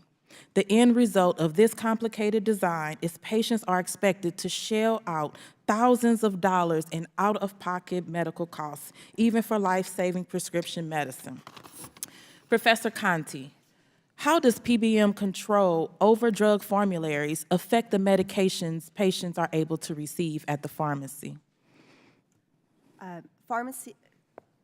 PBMs steer patients to use, in general, the cheapest and most effective drug for them. That includes over a 90% utilization of generics and biosimilars when they're available. This benefits patients and it benefits their health. My understanding is that PBMs consider formularies, though, as sensitive business information. PBM decisions about which medications to cover and how to sort them into tiers or rankings are generally not available to patients. And as the nurse, I was never able to get that information early. I had to wait until they sent us the book, and this was very devastating and horrifying for so many of our patients. Professor Conti, if a patient doesn't understand why a specific medication is chosen for inclusion on a PBM formulary, how will they know that the price that they are being asked to pay at the pharmacy is a fair price? They will not. Thank you. It's clear both the PBM and the pharmaceutical industries are in desperate need of reforms that increase transparency and reduce costs for patients and for pharmacies. In fact, Barnes-Jewish Hospital, the largest hospital in Missouri and the largest private employer in my district, has the following to say about their experience with PBMs, and I quote, "Often pharmacy benefit managers create additional financial and administrative challenges for many providers, pharmacies in particular, and delay or deny patients access to the medications they need," end quote. The biggest hospital system in the state of Missouri is at the mercy of PBMs. They often require step therapy treatments or burdensome prior authorizations before covering medications ordered by a healthcare provider, which is devastating to patients and their care. They lose jobs, they lose homes, they can lose children because they are now unstable on medications. And I'm speaking to that being a mental health nurse that watched it happen to my patients over and over again. They were stable, and then the new formulary came out. Insurance companies, PBMs, and Big Pharma are deciding what medications patients should take, not patients with their doctors, with their doctors. These obstacles compromise patient care at every single turn by denying patients the life-saving medications and the treatments that they need. As a nurse, I've seen it over and over with the patients I've cared for, as I said, who are stable on medication, some for decades. Their care was upended when their PBMs and insurance companies decided that their medication was not profitable. The health and well-being of the people of this country lie in the hands of industries represented right here today. How can we be confident that these companies are acting in the patient's best interest if they face so little competition? People with terminal illnesses, disabilities, seniors, and our most vulnerable members of our community deserve more. I implore my colleagues on both sides of the aisle to enact sensible legislation to drastically reform the PBM industry and get drug prices under control once and for all. Thank you, and I yield back. Thank you. Chair now recognizes Mr. Palmer from Alabama for 5 minutes. Thank you, Mr. Chairman. Mr. Burton, I've got some questions for you. How do the rebates affect the biosimilar market? Can you, and be as concise as you can, because I've got a few others. Absolutely. Simplest way to look at it, biosimilars right now have a choice. They can keep a high price and offer a rebate, or they can drop their list price, which benefits patients. But dropping their list price is not getting them onto formulary. So they have a choice of engage in the rebate games, which has a chance of getting them on coverage, or have a lower list price, which benefits patients, but isn't being covered by PBMs. So what you're saying is this has a negative impact on patients. Yes, sir. Let me ask you this. In the passage of the Inflation Reduction Act, permitted the Centers for Medicare and Medicaid to negotiate the prices of some prescription drugs covered under Medicare Part D. As the Senior Vice President of the Association for Accessible Medicines, Mr. Burton, how will the Inflation Reduction Act's government price-setting scheme affect patient access to lower-cost generic and biosimilar medicines, in your opinion? Yeah, we are concerned that the negotiation provisions of IRA could undermine generic and biosimilar competition. They could reduce incentives for generic and biosimilar entry. Depending on how the price is set by CMS, that could actually end up rewarding the brand and giving the brand more of a monopoly for a longer period of time if it reduces incentive for generic entry. But it also reduces the number of different types of drugs that some patients might need. Would that be an accurate statement? So I believe the way IRA works, as they choose products, generics and biosimilars are looking for certainty. In order to invest, I mentioned biosimilars can cost several $100 million to develop. Mm-hmm. Without knowing what products will be negotiated and what the negotiated price will be, it becomes challenging for a biosimilar manufacturer to make that investment commitment years before that price is ever negotiated. But And we believe that biosimilars and generics at the end of the day will drive prices lower than anything CMS negotiates through this scheme. We think there's a long track record showing that. So what you're saying to the committee is that this price setting could impact the availability of generics and certain biosimilars? Yes, sir. Okay. I think that it stands to reason then that it would make these drugs less available to patients. Can you explain how that works? Because a moment ago you were talking about if they're not listed. Yeah. That seems to indicate to me that that makes them less accessible to patients because they're not going to be covered. But if they are listed, it's going to make them more expensive to the patient. Yeah. So it's a confusing game that's being played, but the thing that I don't want to get lost in this is that the patient's not the number one concern here. No, I think that's right. I think if you look at the market as it stands today, the biosimilars that are on the market are not being preferred. They're not being driven by PBMs. PBMs are not driving coverage of biosimilar insulin. They're not driving coverage of the biosimilar Humira. If we look forward at what will happen under an IRA price setting approach, there seems to be an assumption that a brand drug will stay on that market in perpetuity. That's probably not going to be the case.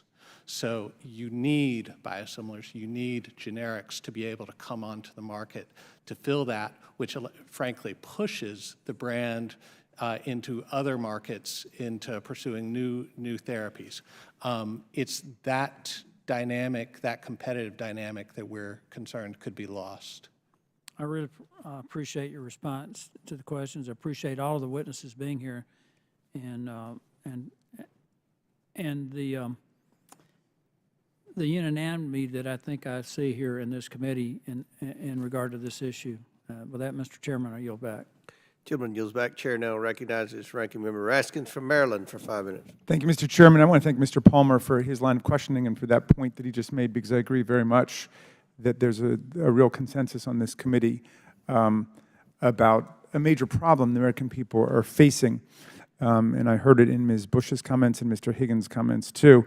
Mr. Scott, let me ask you something. You said something that just struck me. You said that your mission was to lower prices for patients. Did I get you right when you said that? To lower costs. To lower costs for patients. There's such confusion in this field, and I want to get it straight. You're a private for-profit company, right? The companies we represent largely not... The PBMs are private for-profit companies that you represent. So isn't everybody's mission really to make money, and if they can make money by lowering costs, they will do it? But your mission is really to make money for the shareholders, right? For your component members. The companies are only going to be profitable if they are accomplishing the mission of lowering costs for the people who hire them. All right, so I guess that's the question I want to ask you. In July, a MedPAC report found that PBMs had taken in over $50 billion in drug manufacturer rebates that were not shared with patients at the counter in 2021.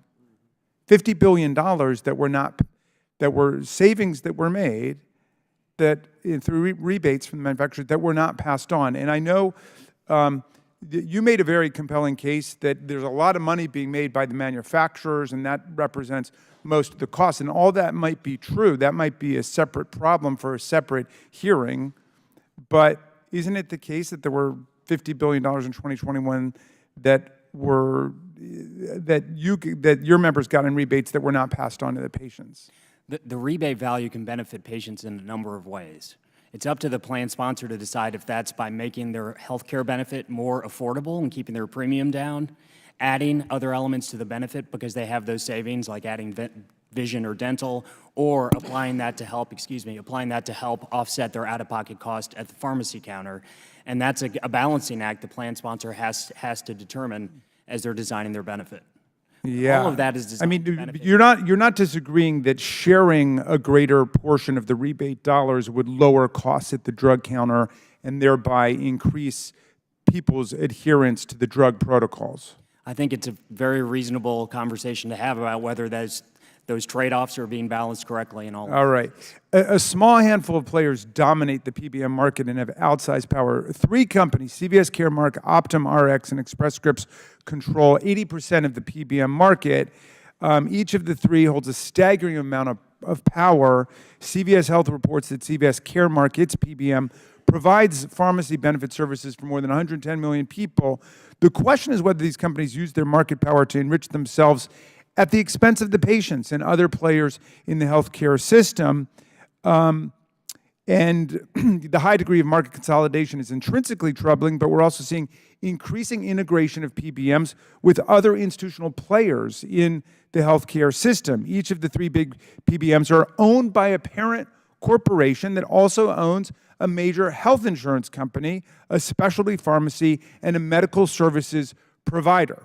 We basically have something like government-controlled healthcare, but without the government, we're having entire systems grow up. Professor Conte, can you explain how this high degree of market concentration could allow PBMs to prioritize their profits over keeping prices low across the system? And I wonder if you could respond to Mr. Scott's point about how there might be other benefits that are masked that are actually being given to the patients.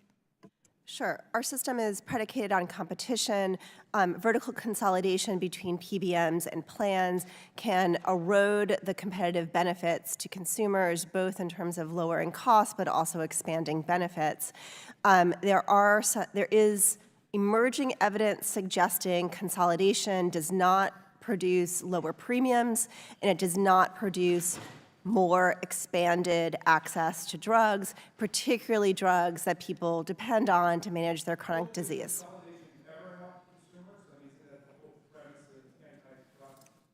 Isn't that the whole premise of antitrust economics? Sure. So consolidation can improve access and lower costs. More bargaining power can produce lower price concessions. That expands access. However, in this particular market, we are not seeing evidence that expanded consolidation is driving prices lower. Do you have a theory as to why it's not working that way? And forgive me, Mr. Chairman. I'll yield back after this. Chair now recognizes. If she could answer that Oh, I'm question. sorry. Yeah, sir. Yeah. Feel free to answer the question. Sure. Vertical consolidation is very tricky. There's a lot of economic theory that suggests it can be reverse. Thank you. I yield back, Mr. Chairman. Chair now recognizes Mr. Fallon from Texas for 5 minutes. Thank you, Mr. Chairman. You know, as a member of Congress that represents a rural area, there's increasing numbers of people leaving to go into the suburbs and the cities, and the folks that are left representing rural areas need to be, I think we need to increase our vigor and fierceness. And one of the concerns I have, of course, being a strong proponent of the free market, is also the accessibility of rural health care. And the free market, as we all know, is founded on choice, and that choice is between products and services, and the consumer makes that choice ultimately. But we want to, and why the free markets work is because it working in theory the right way keeps the market competitive and the price is manageable. But when you have 3 PBMs controlling 80% of the prescription drug market, and they're becoming larger every day, this isn't really free market. It tends more to lean toward cronyism. And so what's particularly hurting in the rural areas like my constituents are there's fewer pharmacy options. The medium and small pharmacies are being bought up by the larger ones. And the increasing vertical integration that we're seeing in the system exacerbates that issue. So in fact, the big 3 PBMs controlling the market, each one of them is also integrated with an insurance company. So one tool we're seeing PBMs use to manipulate the market is called copay accumulators. And essentially, real simple. I mean, if I get it, doesn't matter if I'm paying it out of pocket, say $1,000, or I get a coupon or a charity's paying for it, that $1,000 I spend should go toward my deductible. And that's, I think, one of the reasons why we've seen 20 states ban copay accumulators, and Puerto Rico, and my home state of Texas just did the same thing. So the Texas legislature, of which I served in for 8 years, has recently banned them. And Ms. Riley, I wanted to ask you if you could speak to how copay accumulators are used by the PBMs and how they impact what our constituents pay. Yeah, absolutely. Thank you for the question. So the way copay accumulators work is that at times patients, as been noted by the committee, struggle to afford their medication. They may need a medicine that's on the high tier of a formulary where they're asked to pay oftentimes 40% based on the list price of the medicine. For many patients, that is not access. As a result, pharmaceutical manufacturers often provide assistance to patients in the commercial market to help better afford those medicines.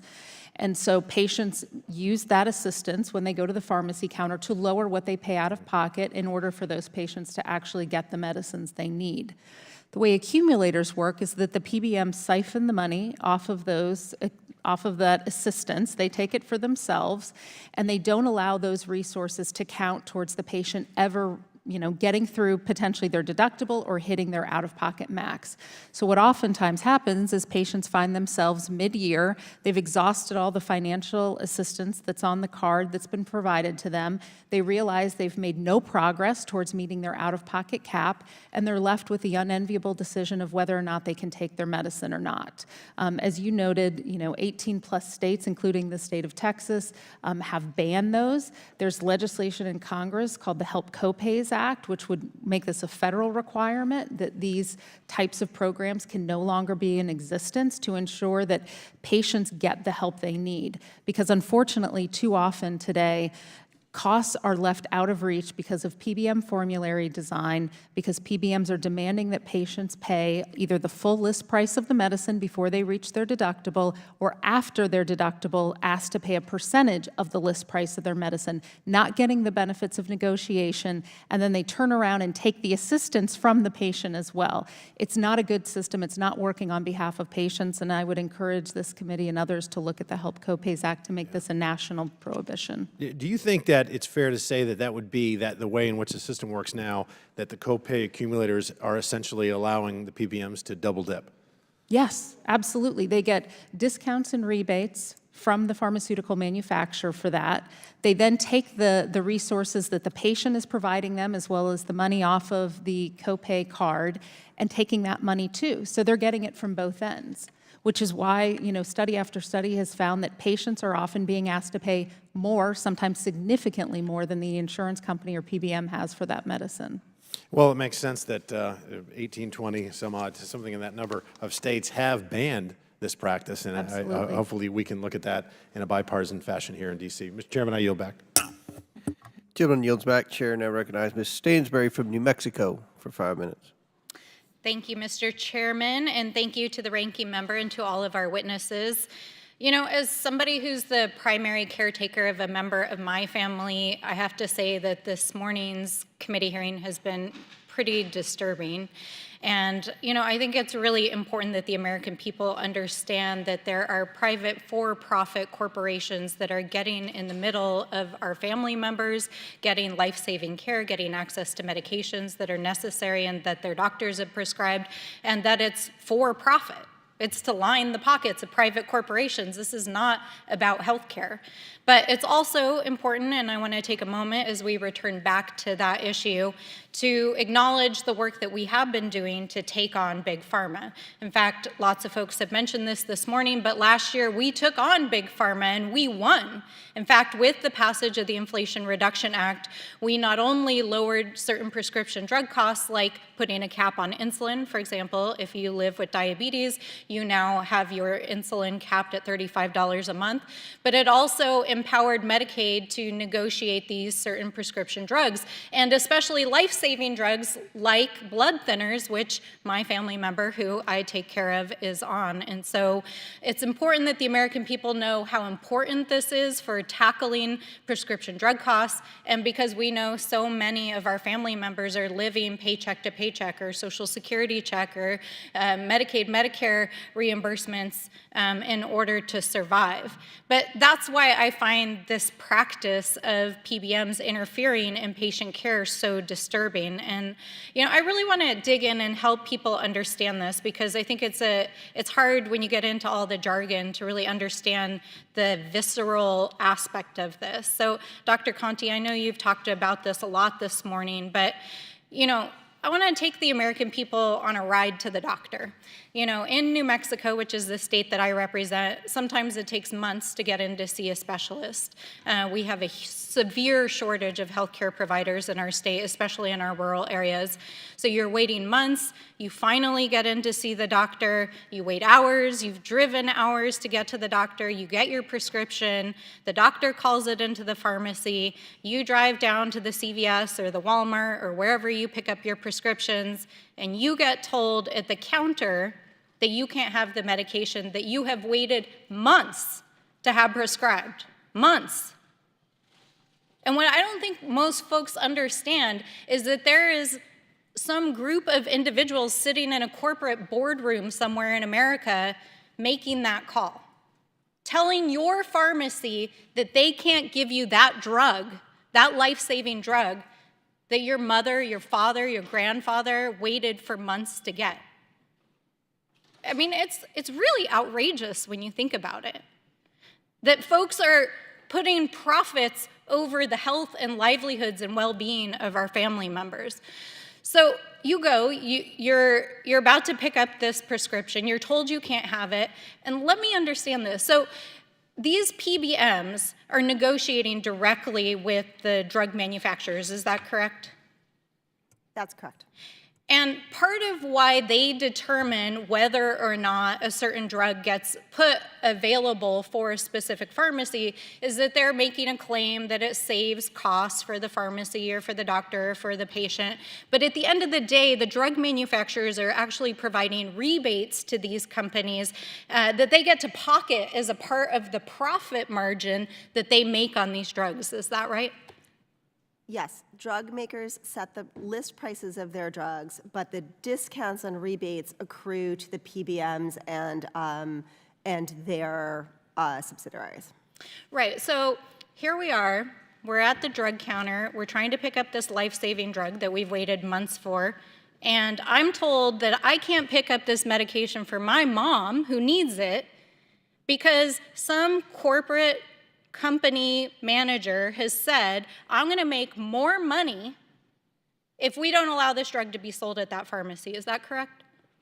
I would say formulary exclusions are actually quite rare, but what happens at the pharmacy counter is that the price that is charged to the patient can be exorbitant. And that's a function of both drug makers setting very high prices and PBMs not preferencing those drugs on the formulary to provide access to patients. So this is actually a really interesting point because I've had this exact experience. In fact, a family member of mine was recently in the hospital, and when we went to go get the drug that was prescribed for them, it was going to cost $400 out of pocket, and that was because a private for-profit corporation had made a decision that it was more profitable for them to pocket that profit than to serve our communities.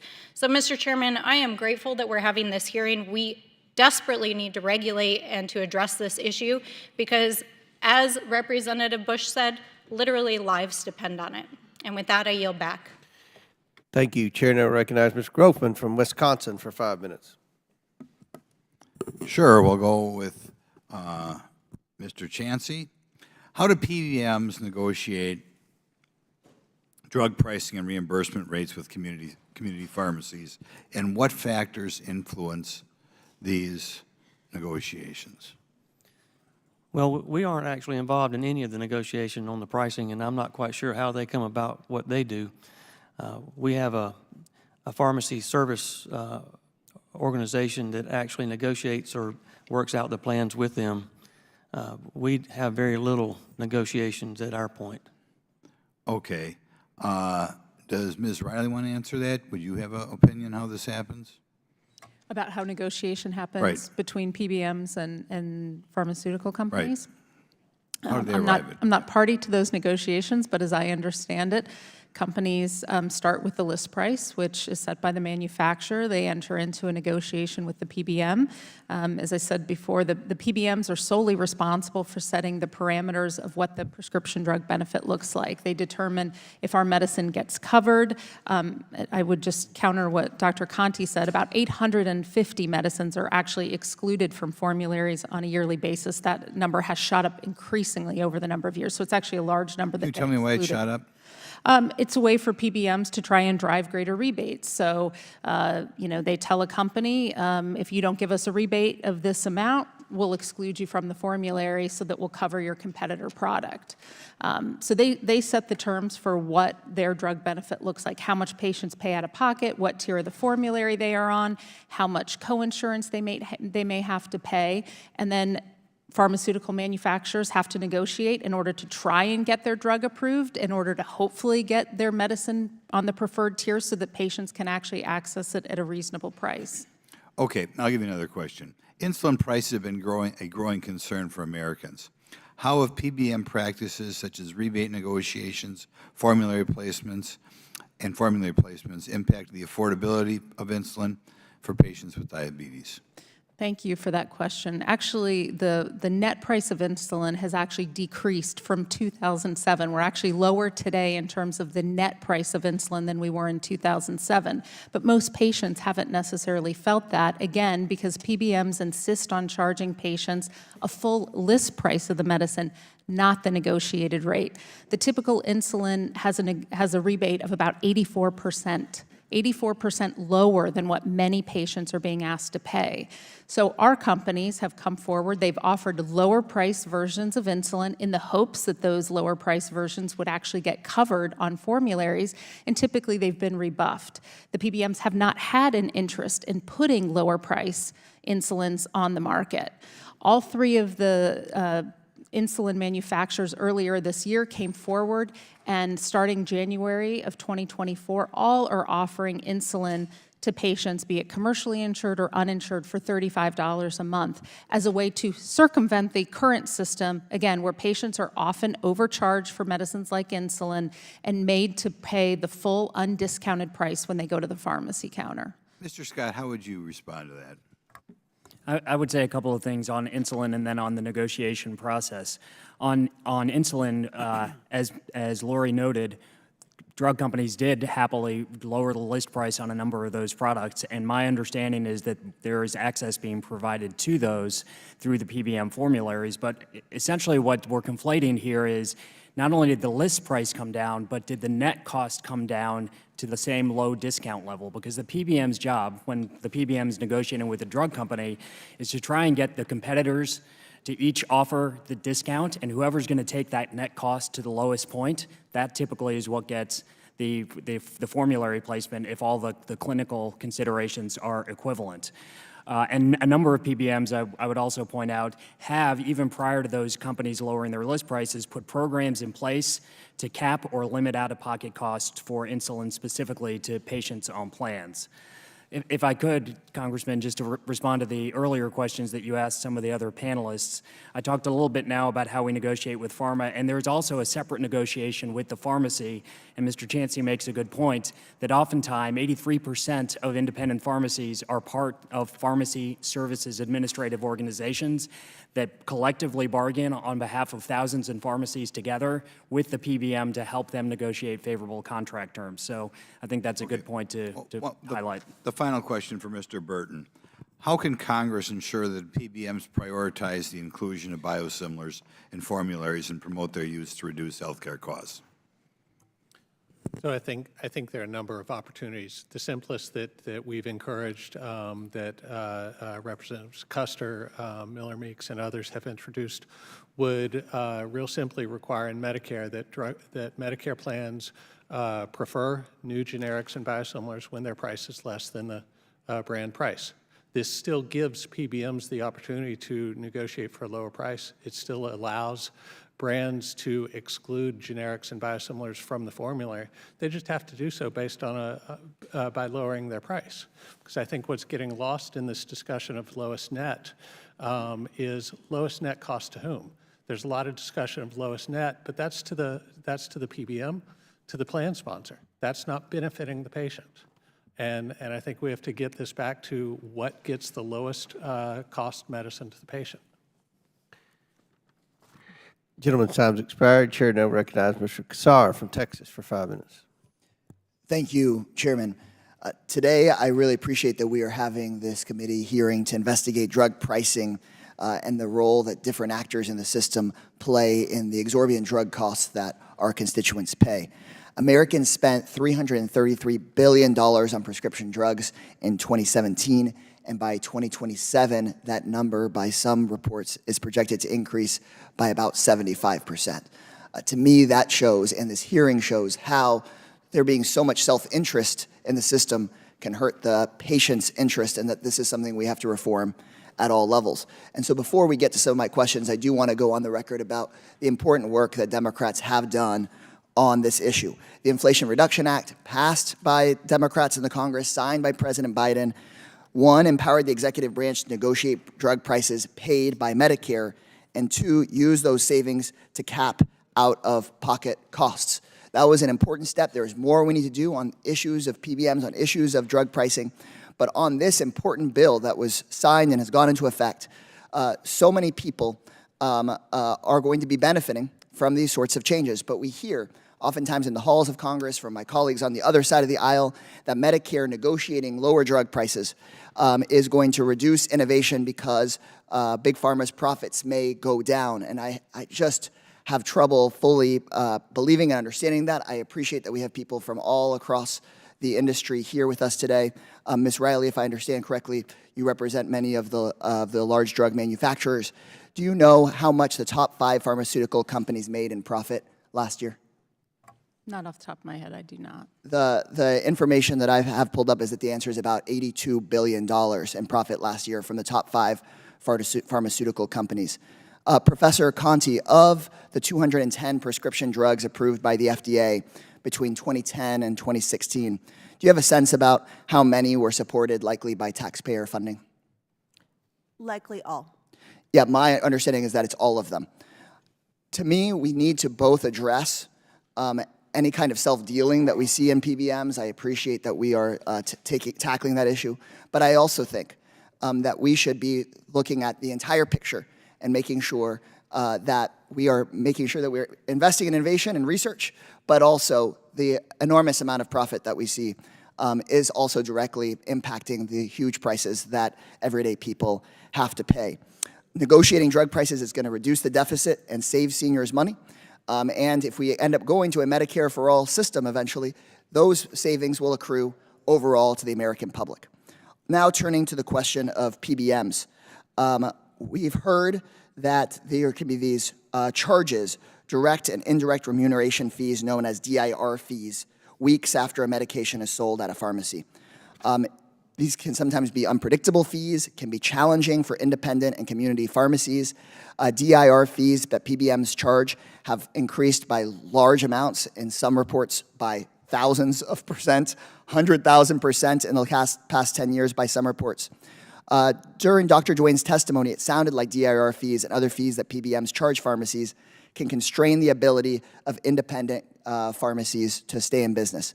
Dr. Chansey, how do DIR fees affect your members' ability to stay open and serve patients? Thank you for the question. As I alluded to earlier, especially when the DIR fees started originally, they almost doubled every year. And in the last few years, from 18 to 22, it almost completely doubled in our small business. And this year, through July, it's almost where it was last year. So we've seen a huge increase in DIR fees this year. This is the first year, I think I've gotten calls from 8 or 9 of my colleagues in the Georgia area that they don't know how they're going to make it. They're already concerned about the underwater reimbursement they're getting, and they're real concerned about what's going to be happening in 2024. We already are seeing the plans with lower reimbursement next year, and they're having a hard time surviving this year. So it's critical because there's going to be small businesses like mine that aren't going to make it through this situation. Well, I appreciate it, and I look forward to working with anyone on this committee on bipartisan efforts to address all of the different parts of the system that need to be addressed. Thank you to each of you for your testimony. And I yield back, Mr. Chairman. Chair now recognizes Mr. Biggs from Arizona for 5 minutes. Thanks, Mr. Chairman. Ms. Riley, can you tell us what the profit was for PBMs last year? No, but it was higher than for pharmaceutical companies. Mr. Scott, what was PBM's total? PBM's profit margin is about, PBMs represent about 6% of the drug dollar, 4% of that goes to paying for. Yeah, what I want to know is margin. how much did you guys make last year? I don't have a dollar figure. I can tell you it's about a 2% margin on average. Did you make more than the big pharma? I don't know the answer to that question. Okay, I'd hope that you would respond. Mr. Chancey, you said that you guys in the community pharmacy, or you guys use a pharmacy service organization. Who does the pharmacy? How many people? How many community pharmacies are in the this pharmacy service organization? I think in the one that I'm involved in, it's over 7,000. 7,000. And how many? And who do they negotiate with? Are they negotiating with PBMs? Are they negotiating directly with pharmaceutical companies? They're negotiating directly with the PBMs. With the PBMs themselves. Okay, correct. Great. Thank you. I've got questions for everybody. I just don't have time for everybody. Sorry about that. And then, Dr. Conte, in your written testimony, you said PBMs act as intermediaries that bargain on behalf of payers for lower prescription drug prices while receiving payments from drug makers, right? That's correct. And then you said that PBMs create an arena for retail prescription drug maker competition. How do they create that arena for drug retail competition? Essentially, drug manufacturers bid using rebates to enter into coverage on the formulary. Okay. And you mentioned some benefits to consumers and payers through promoting access to drugs. Can you expand on that a little bit? Sure.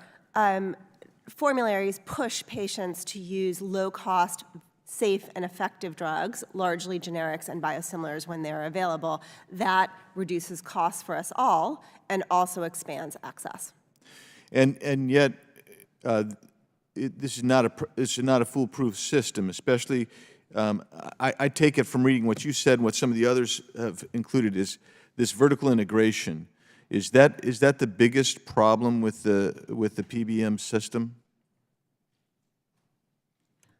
I would say that patients not being able to access drugs that are most beneficial for their specific condition is the most pressing concern.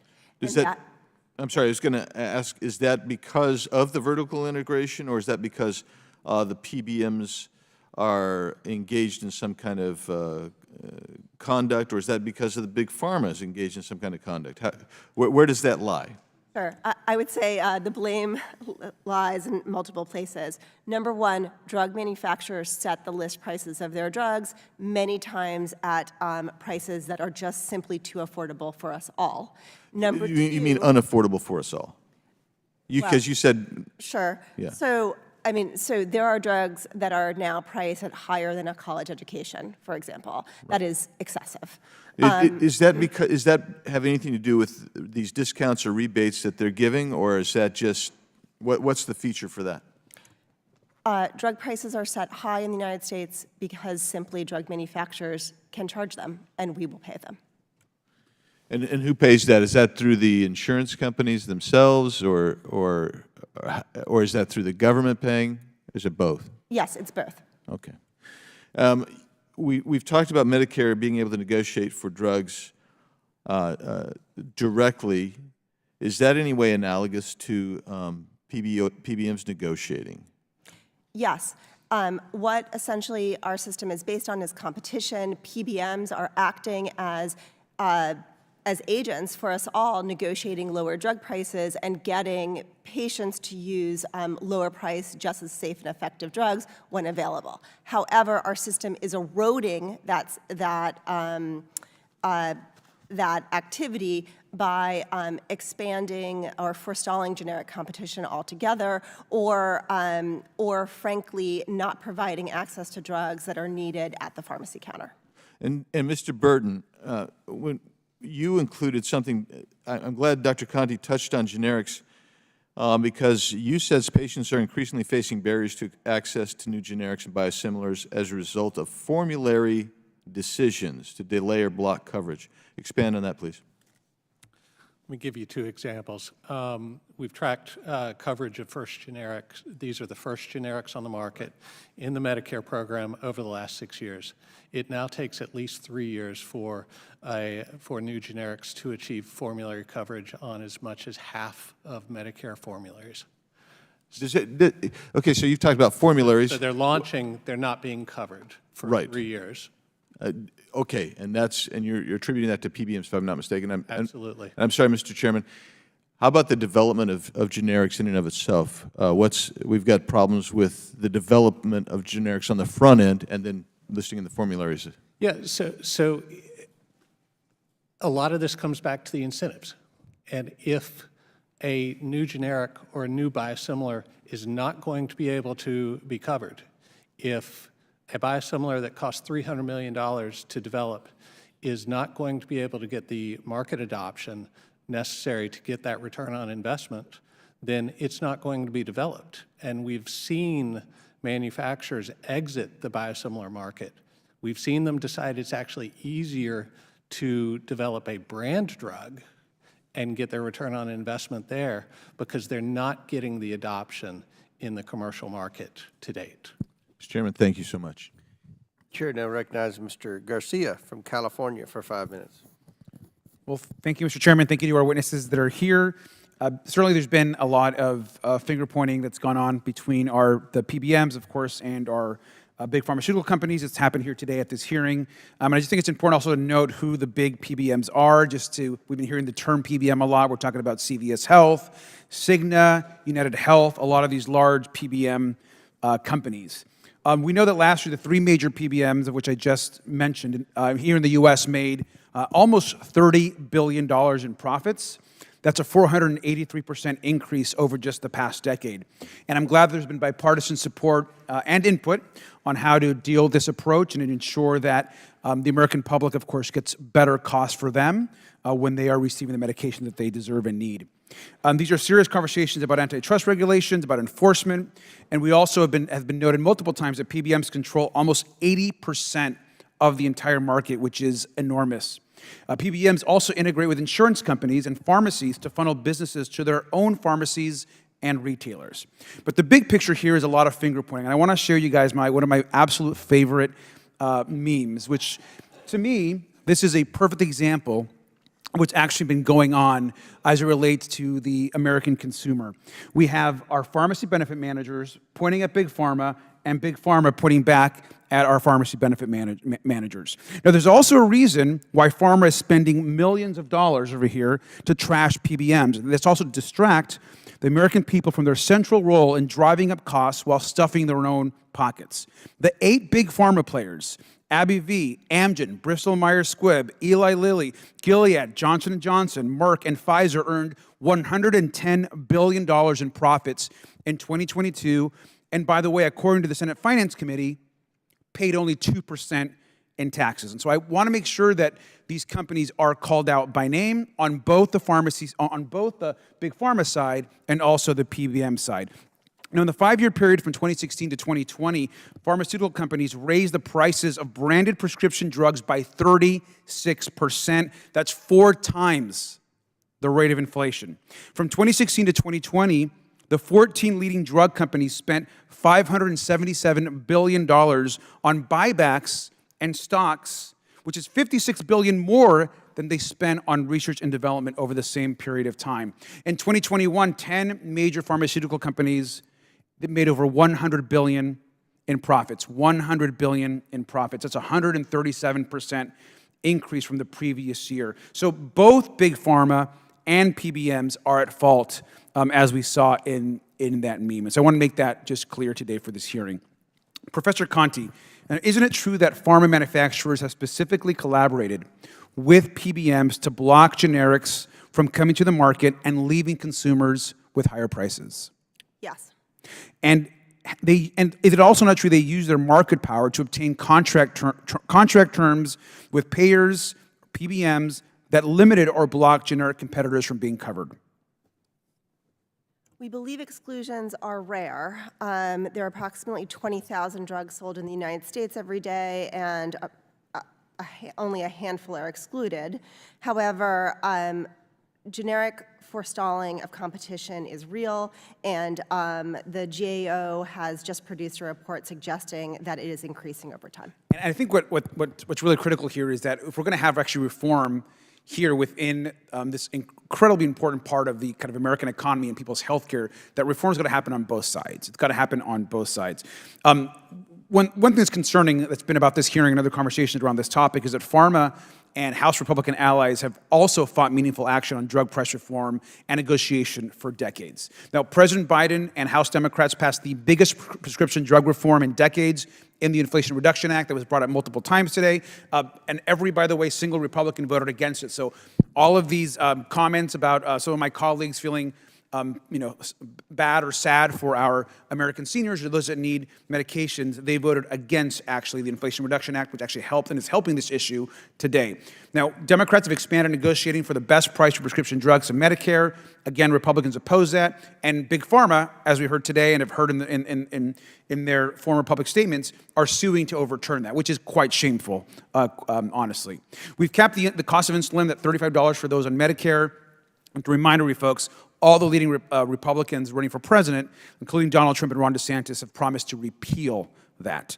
And so we have a lot of work to do here. I want to finally, Professor Conte, can you reiterate again why negotiating drug prices is so critical?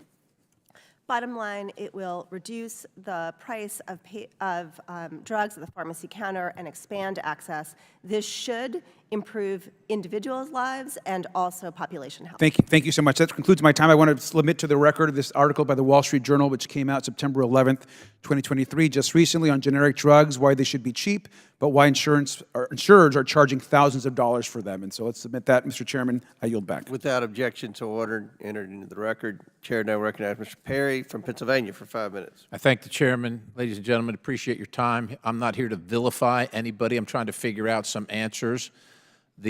My bosses, the people I represent, want access to affordable pharmaceutical products, and they know that the cost keeps going up. It has become unaffordable, and they don't know why. They just know that they can't afford it. And so I'm not here to point fingers at anybody. I am here to try and get a couple answers. I represent a few independent pharmacies that are still hanging on, and we're not saying anything bad about the other ones that do good work as well for the community. But for the independents where people find value in seeing the same person that their parents saw or that they went to when they were a child, there's a trust there. But the independents seem like they struggle. Well, I know they struggle, right, with the DIR fees, changes to federal programs like TRICARE, and it doesn't seem fair. My question on behalf of, I think, these independent pharmacies to both the manufacturers and the PBMs. So this is directly to you, Ms. Riley, and Mr. Scott. Why do PBMs, or maybe the PBMs don't, I don't know who does. Why is it that they're required, the pharmacies are required to dispense brand when approved generic is a fraction of the cost? How does that happen? Why does that happen? Well, as I've mentioned before, the PBMs are solely responsible for setting the formularies that exist for a health plan. So they decide what medicines get covered, they decide how much patients ultimately pay for those medicines. And oftentimes they make a choice to cover a medicine, and there's lots of government reports to show this, where they prefer a medicine with a high list price over a lower price generic or biosimilar medicine. I'm sure Mr. Scott has an opinion. I do, Congressman, thank you. In fact, generics are not usually placed on higher formulary tiers. Our companies have championed the dispensing of generics, which has contributed greatly to the fact that 90% of prescriptions dispensed today are for generic drugs. And in fact, as our companies contract with independent or chain pharmacies, one of the things that we're incentivizing through value-based contracts is for them to encourage more uptake of generics. So we have a very proven track record on that front. So who's requiring? How does the brand get put into the, this is what the person can get, and not the generic? How does it happen then? There may be instances where the first generic comes to market and has the positive competitive effect of having the originator drug cut their cost down to a lower level, and the PBM is always going to favor the lowest net cost product. Because I will tell you, sir, my pharmacists are telling me there are countless, I don't know, right? But they're telling me, and I trust them. I don't know why they would tell me otherwise, but there are countless examples where the brand is the one that is prescribed as opposed to the generic. And it sounds like you're saying this is an episodic thing, but it sounds to me, according to them, like this is an epidemic issue. And ma'am, do you have something to weigh in on here? Sure. The preponderance of evidence suggests that that behavior is actually quite rare. So what would you contend? Is it the manufacturer?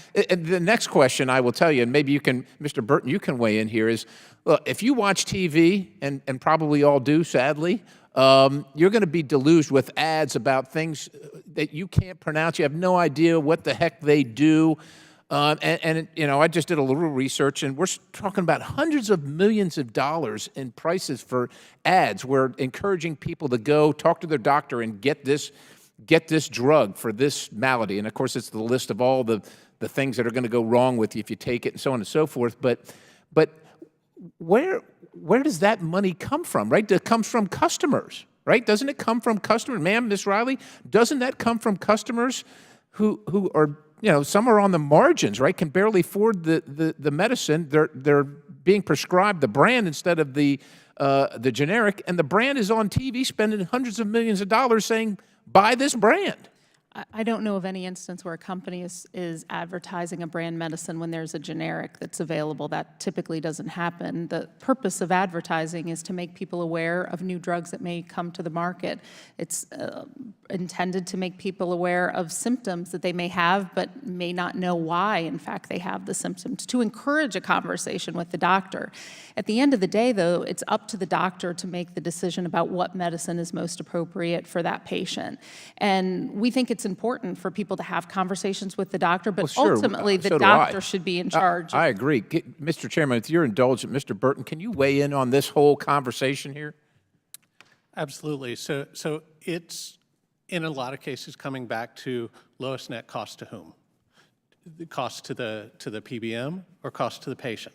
So there's been a lot of discussion of insulin. I noticed that instead of price, it was cost. Cost to whom? That's important. Right. Can you, elaborate on that? So if we look at the biosimilar insulin market, biosimilar insulin is priced 2/3, 65% lower price, lower list price than the brand insulin. And if we look at the best way to judge adoption in this market is looking at new-to-brand prescriptions. New-to-brand prescriptions in that Lantus market are 65% of those prescriptions are written for the biosimilar, but only 30% of the prescriptions that are actually filled are for the biosimilar. Because what's happening is those prescriptions for the biosimilar are hitting blocks and utilization management from the PBMs that push the patient to the branded product. All right. Well, thank you. My time has expired. I just do want to say this. We appreciate what you do in the larger sense because we all want to have access to these life-saving treatments. That having been said, having government intervention and price fixing only discourages the research and development necessary to have things that saves people's lives. So, so none of us here want our constituents, our bosses, to pay higher prices.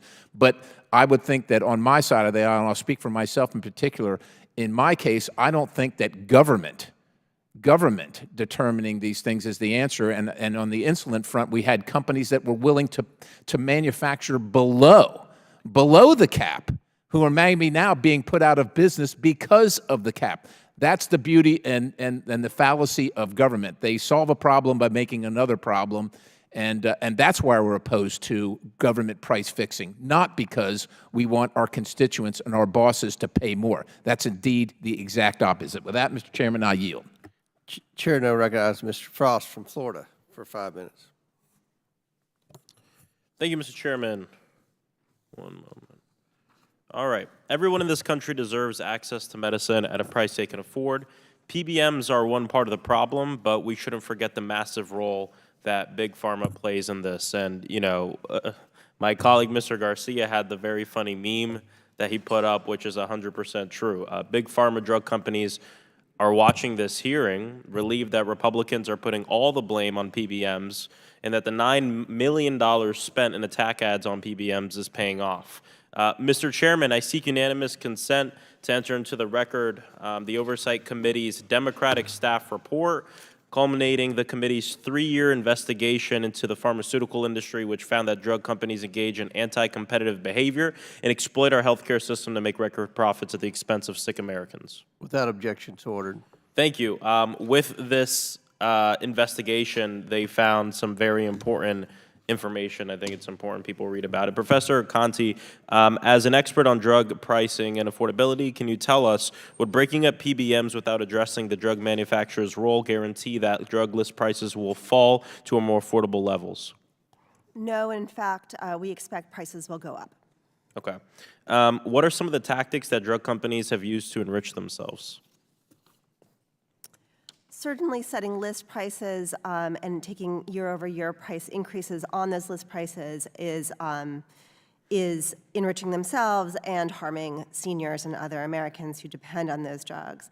In addition, forestalling competition in the form of generic and biosimilar competition is, again, enriching themselves without providing benefit to the American public. President Biden's Inflation Reduction Act allowed Medicare to negotiate directly with drug manufacturers, capped out-of-pocket patient costs, and put a life-changing monthly cap on insulin of $35.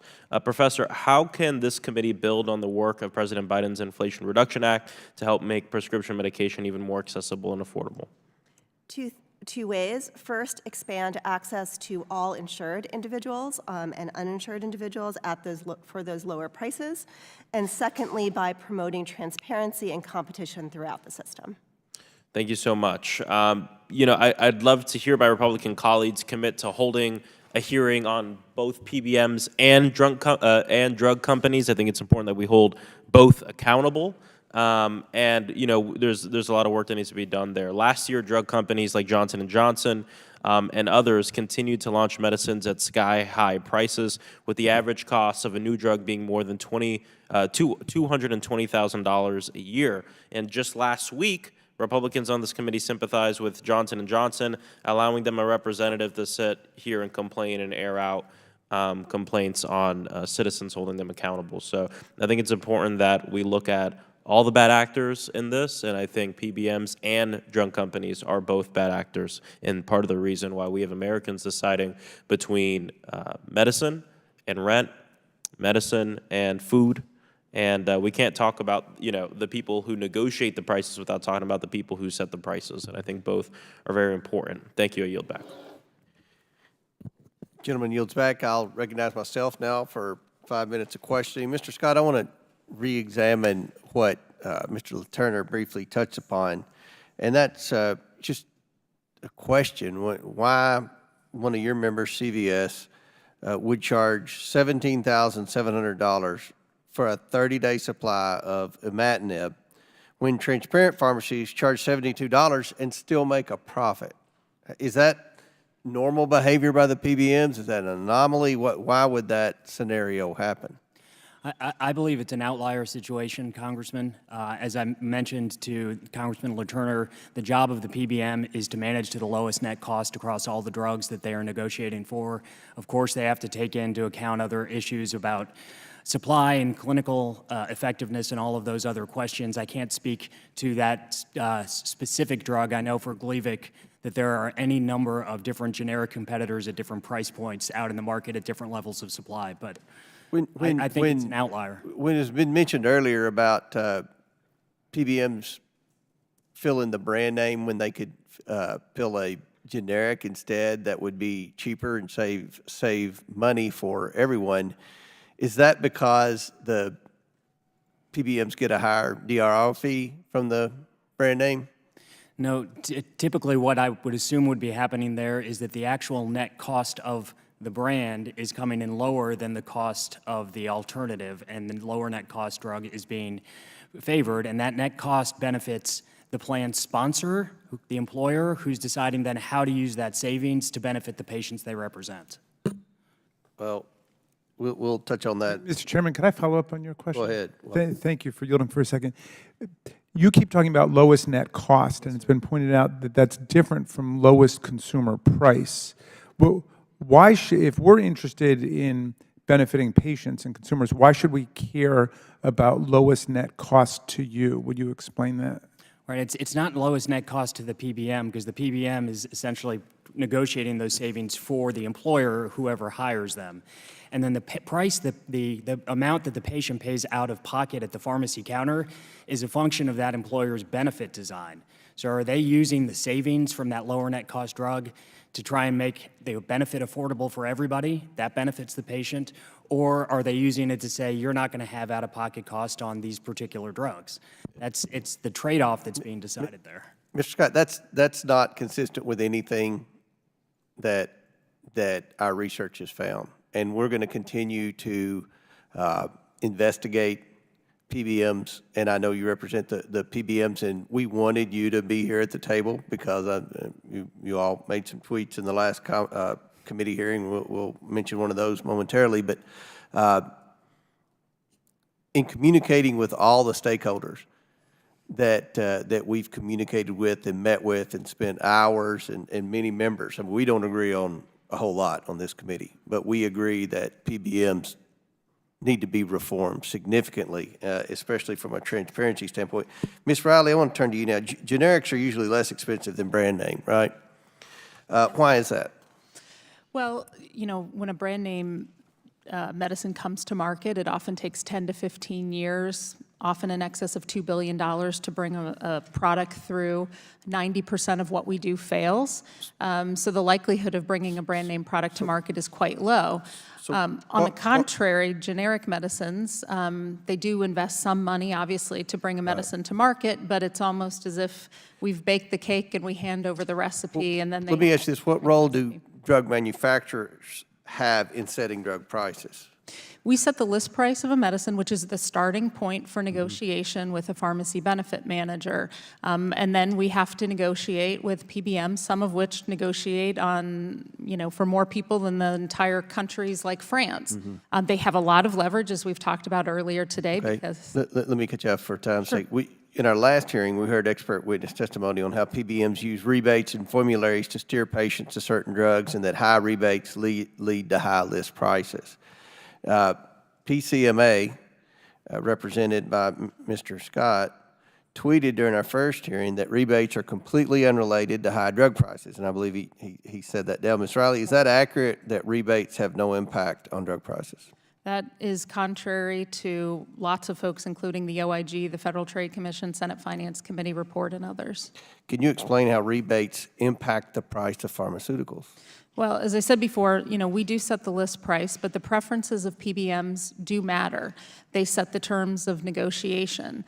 And again, there's been multiple studies that have shown that PBMs typically prefer medicines with high list prices, in part because they make their compensation in part due based off of the list price. Whether that's a rebate or a fee, it's tied to the list price of the medicine. The higher the list price, the more money in their pocket. Exactly. And just to be clear, who in the market benefits the most from rebates? I would argue the PBMs, insurers. PBMs benefit the most from the market, from the rebates. And that's something that I believe there's bipartisan support in this committee, at least, to reform that. And we would love to continue to have discussions with all the stakeholders.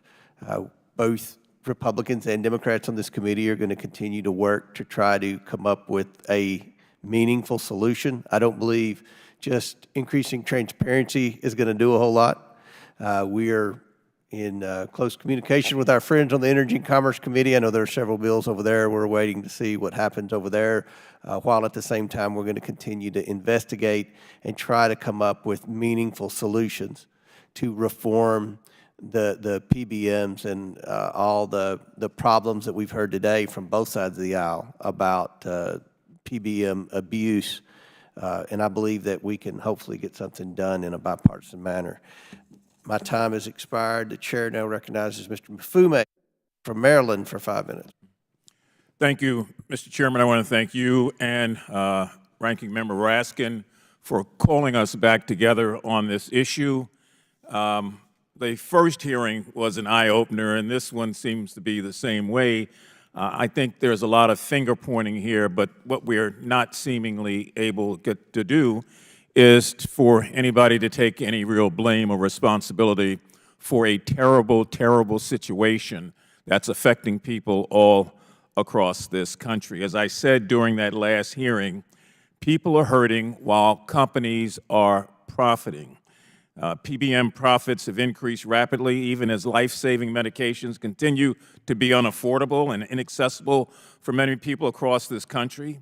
However, because PBMs operate in this opaque and impenetrable manner, the specifics about PBM practices are not well understood, such as their contracts with pharmaceutical companies, such as their rebate structure, such as their spread pricing. It's all kind of hocus pocus for the average citizen who just knows that they are paying more and are often told that they can't get a drug that has been prescribed by their doctor because some other party has made a decision that that's not to be the case. PBMs, in my opinion, sometimes have more to say about drugs than the actual doctors. So I'm going to do a couple of things here. Professor Conte, I want you to think for just a minute. I'm going to come back to you about specific PBM business practices that you believe can increase transparency as we know it. I'm one of those that believe you open the window and you let the sun shine in. And so I'm a big advocate for transparency. I want you to think about your own suggestions in that regard and your own considerations. I do want to make it clear, though, that it seems that from our discussion today and our previous discussion that we know two things that we knew before. PBM profits are soaring, and secondly, PBM's position in the drug supply chain puts them in a place where they can and do exert enormous influence on all of the players who are part of that. Dr. Chauncey, two quick things from you, and I would appreciate if you could, because of time, a yes or no answer. Remuneration fees have increased 33% in 2 years. Yes or no? Yes. Yes. And how much of a burden has that put on you and others like you in a very short amount of time? It's a huge burden. And I want to ask you also, including as we think about those remuneration fees, you had mentioned in your testimony, as I understood it at least, that your perspective is a drowning perspective, and that what's happening in rural America and what's happening even in urban America has brought together two sets of constituents that want real relief. Could you just tell me for a quick second if you've got an idea about how to break that or what this Congress ought to be doing with respect specifically to remuneration fees? Well, I think the remuneration fees are critically impacting the business of the small businesses. But as far as we're going to see a change of that come first of the year. What my colleagues are concerned about is what that's going to do the first 3 to 6 months of the year when they have those fees that are added back, but they're also reducing the cost of the drug or the reimbursement on the drugs. Okay, and one other quick thing here. Mr. Scott, I appreciate your testimony. I know who you're representing, but I really got offended when you said that drug companies happily lowered the cost of insulin. That is an outright misrepresentation. If they were happy about doing it, they wouldn't take the United States government to make them to do it. They fought every step of the way. So I want to correct that aspect of the record. While that may be your opinion, it's not one that I share, and it's not akin to what the truth is as we know it. Mr. Chairman, I'm holding a report as a comprehensive overview of the healthcare industry in our society released last year that says a number of things that underscore what we are hearing today that I'd like to have unanimous consent to be entered into the record. And I have a study of the operation of the generic drug market by the Maryland Prescription Drug Affordability Board that I also would ask unanimous consent to have entered into the record. Without objection on both requests. Ms. Conte, would you take a second to respond? Sure. Formulary placement behavior that erodes the use of generic and biosimilar drugs should be investigated. Other contracting practices that, again, contribute to the forestalling of generic and biosimilar competition should also be investigated. And then finally, most favored nation clauses in contracts that reduce the ability of generic drugs to enter the market or to compete and or reduce PBM's ability to negotiate the lowest prices on behalf of Americans. Thank you, and thank you, Mr. Chairman. My time has expired. Chair now recognize Ms. Harshbarger from Tennessee for 5 minutes. Thank you, Mr. Chairman. Thank you for the panelists for being here today. Mr. Scott, I'll start with you. Would you agree that lowering prices paid by prescription drug plans is not the same as lowering prices that patients pay at the counter? Yes or no? Not always. And in fact, pharmacy and drug manufacturer discounts treated as DIR do not lower drug prices at the counter. Isn't that correct? Yes or no? They can in some instances, and others they don't. If Congress's goal is for seniors to benefit from drug manufacturer and pharmacy discounts negotiated by PBMs at the pharmacy counter, then would you agree that patient cost shares and deductibles should be based on the drug's net cost? After all, pharmacy discounts and drug manufacturer discounts paid to PBMs and their affiliates? I think we need to continue to provide choice and flexibility to employers when they're designing their benefit and making decisions about premium and out-of-pocket cost. Okay. Ms. Riley, while rebates have grown and net prices continue to fall, patient out-of-pocket costs are increasing. To illustrate this, despite a 62% decrease in the net price of the leading insulin since 2012, the average out-of-pocket cost for commercially insured and Medicare Part D patients taking this insulin increased by 60% over this period. And my question is, what impact do you think that requiring rebates to be passed on to patients would have on the pharmaceutical market? I think you would see many patients, insulin-dependent patients, but many others would find significant savings at the pharmacy counter if rebates were actually being passed on to the patients. Yeah. Would it start to address some of the distortions seen in the market today? Absolutely. Thank you.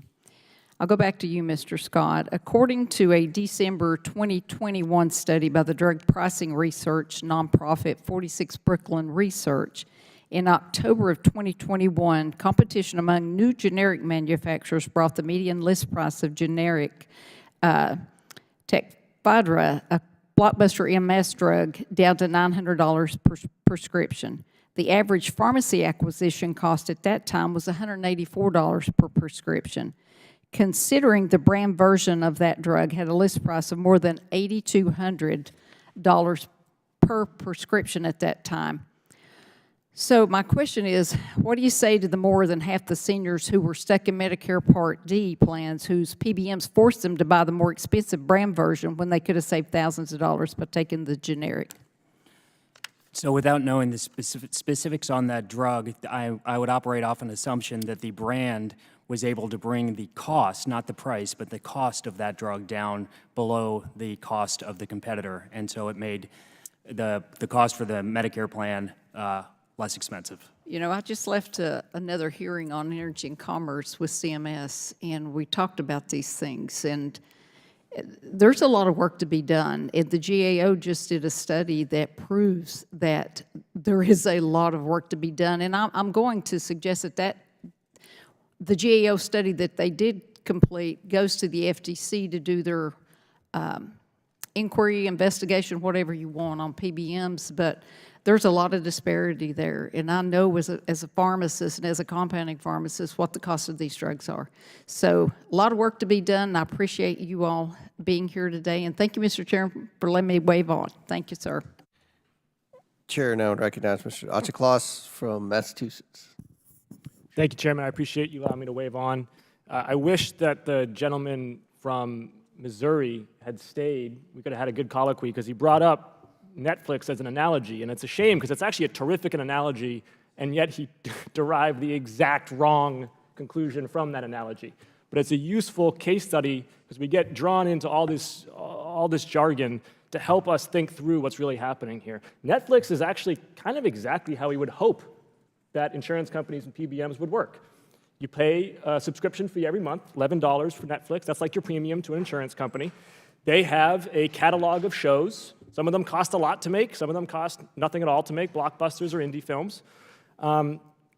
And yet, because you pay that subscription fee, you get to watch the whole catalog, which is like their version of a formulary.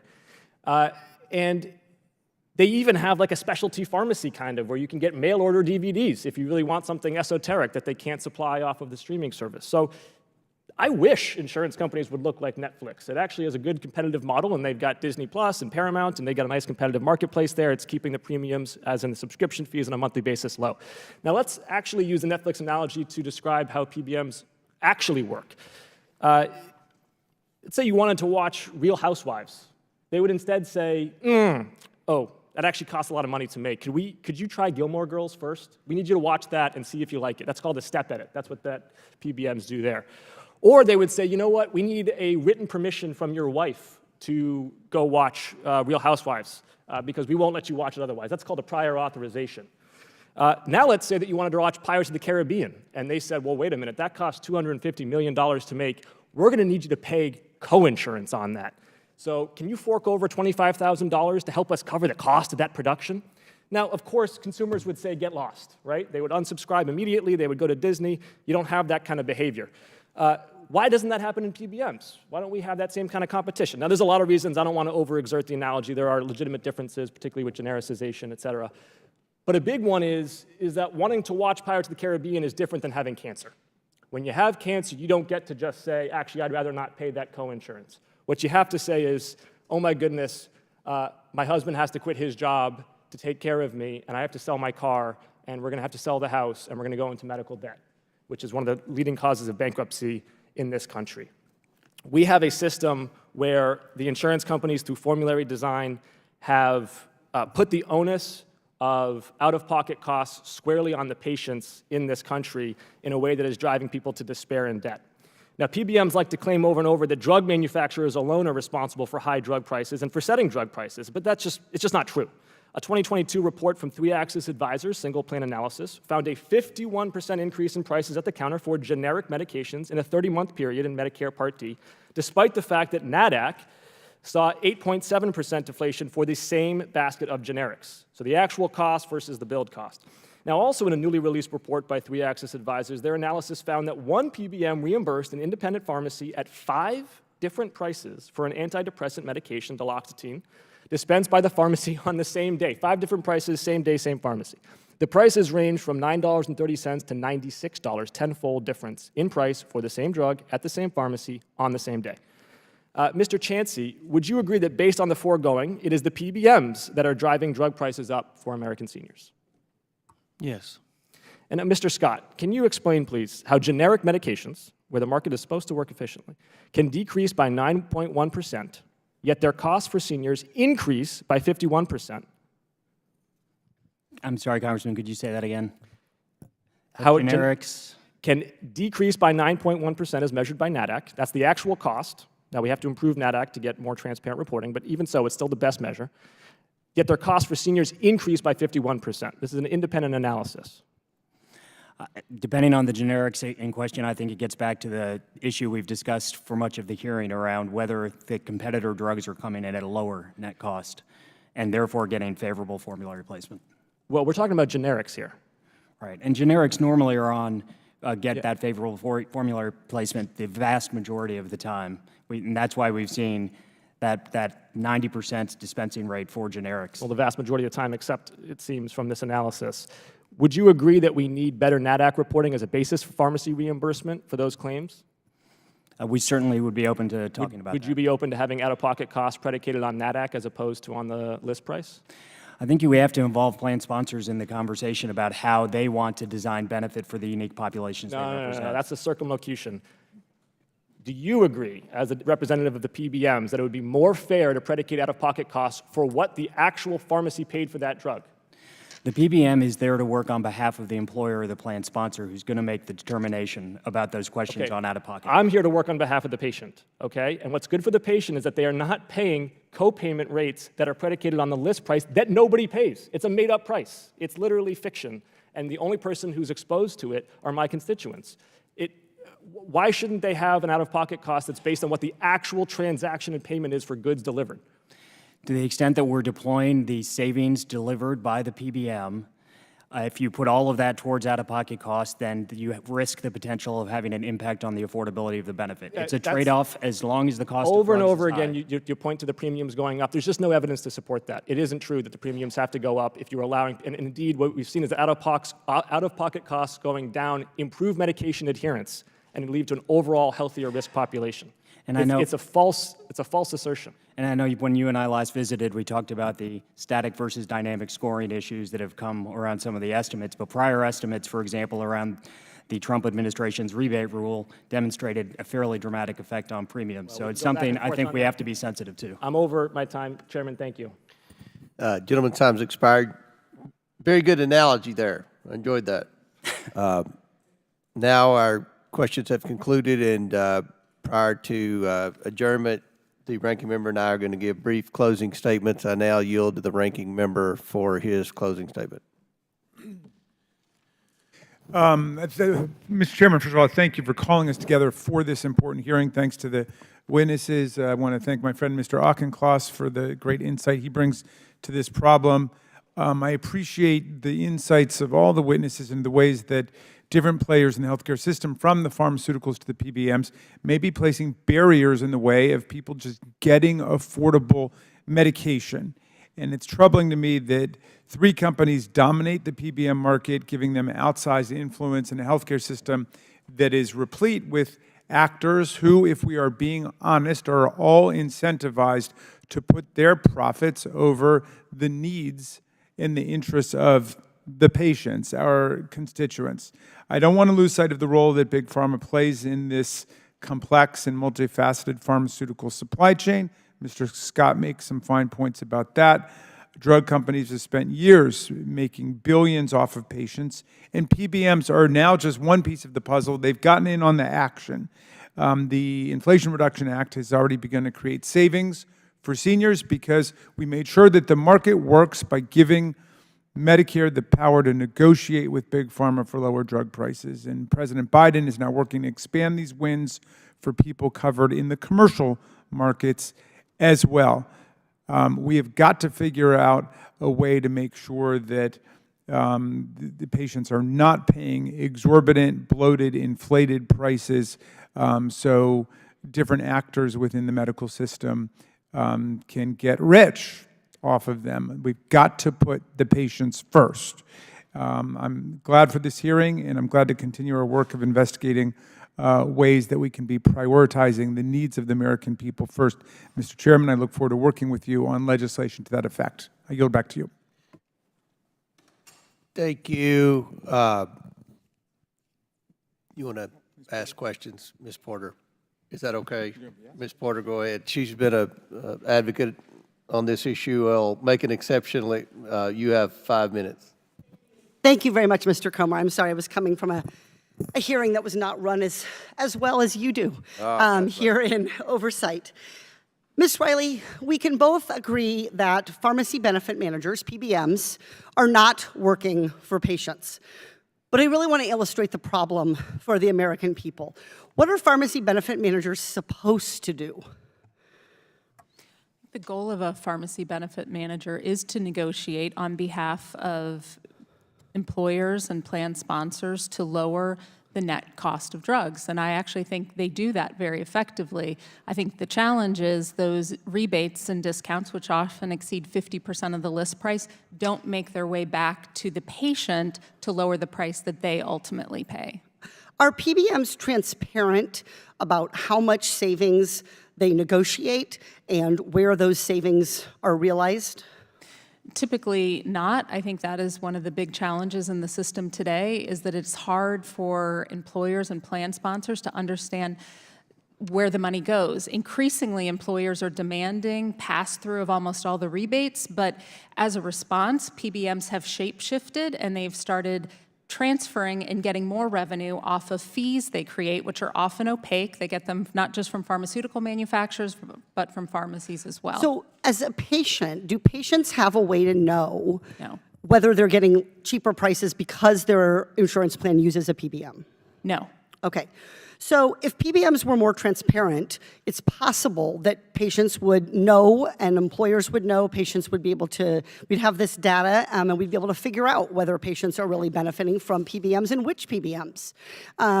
So it seems like, I've seen your ads, by the way, that you run about PBMs, and your ads say that transparency is key.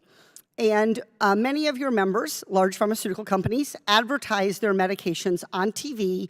Even though only doctors can prescribe these medications, these companies advertise directly to consumers. What's the purpose of those ads?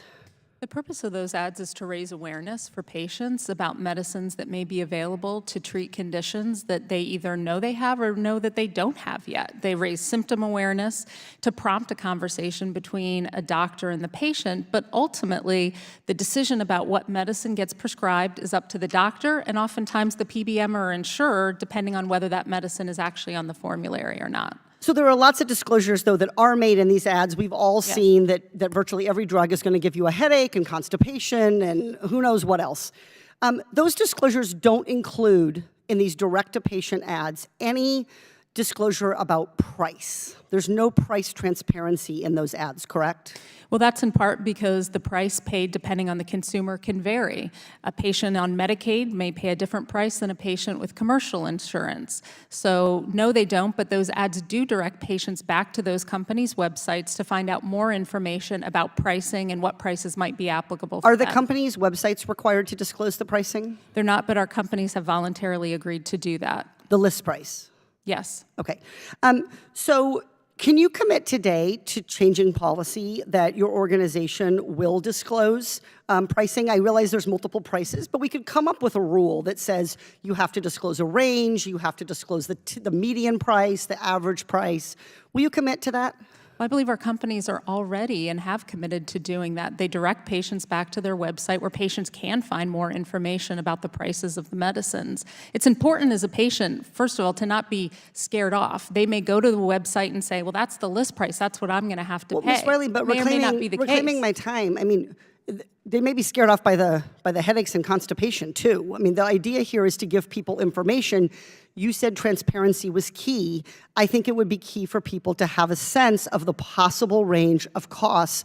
Not everyone's going to get the side effects either, and we make you list those. And so the idea here is you would give some information about price to give some idea. I mean, I think the problem here is that you're arguing for transparency in the case of PBMs, but then your own on price. But then your company isn't willing to your organization, isn't willing to commit for transparency in your own advertisements. Now, as you know, the Trump administration. I would disagree that we haven't been willing to advocate for transparency. We supported the Trump rebate rule, which would have provided transparency across every single medicine sold in the Part D program. The only entities that opposed that were the pharmacy benefit managers who did not want transparency into those prices. Okay, I want to make sure we're talking about the same thing because I don't want to talk past you.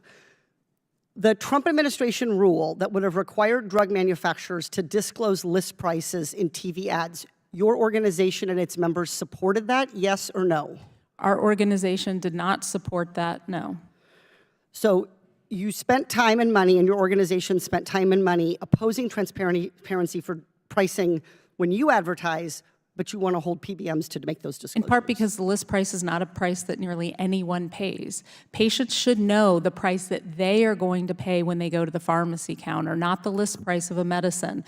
It's important for patients to have transparency in terms of their insurance design and how much they are going to be asked to be paid when they go to the pharmacy counter. And our company's websites provide much more detailed information because it's not as simple as one number to be disclosed. I would just argue that, and I appreciate your indulgence, Mr. Chair, I would just argue that, none of the disclosures that we're making when we're advertising directly to patients about something as complicated as prescription medicine, which they're not even authorized to prescribe to themselves. I think we could come up with a disclosure amount. I mean, I think what I want you to think about, and what I really appreciate your good faith engagement with me on, is that I feel a little bit like the pharma industry is pointing the finger at PBM, saying they're not disclosing enough about price, but you're not leading the way on price disclosures either. And I respectfully say that when people are watching a TV ad and they're in the middle of Ozempic, they're not running to their website and looking up the price. Like, you put the important information for a market in an ad. And I think that if we want more transparent drug pricing, we should have more transparency across the board. I yield back. Yeah. Gentlelady yields back, and I'll conclude by saying I think this was a very substantive hearing, a very bipartisan hearing, a lot of different ideas and opinions, and the role that this committee is going to play is we're going to continue to shine a light on this. We're going to continue to investigate. We're going to continue to brainstorm. We are watching our friends in energy and commerce very closely on this issue. We expect something to be done. There's support for something to be done, something meaningful. We want to increase transparency, and I think we all have the goal of lowering the cost of prescription drugs for consumers, and that's what PBMs were supposed to do. But we don't believe that is happening. And when you have Republicans complaining about excessive profits, that's pretty bad, because most Republicans are for the free market, and Republicans want to see companies succeed. And we want to reward risk takers and innovation and research and development. But that's not what the PBMs are supposed to do. The PBMs are supposed to lower the price of prescription drugs. And I don't think when PBMs were created, anyone ever envisioned the PBMs to become such massive vertically integrated companies. And that is a problem. That's a problem that I think there's overwhelming bipartisan support to solve.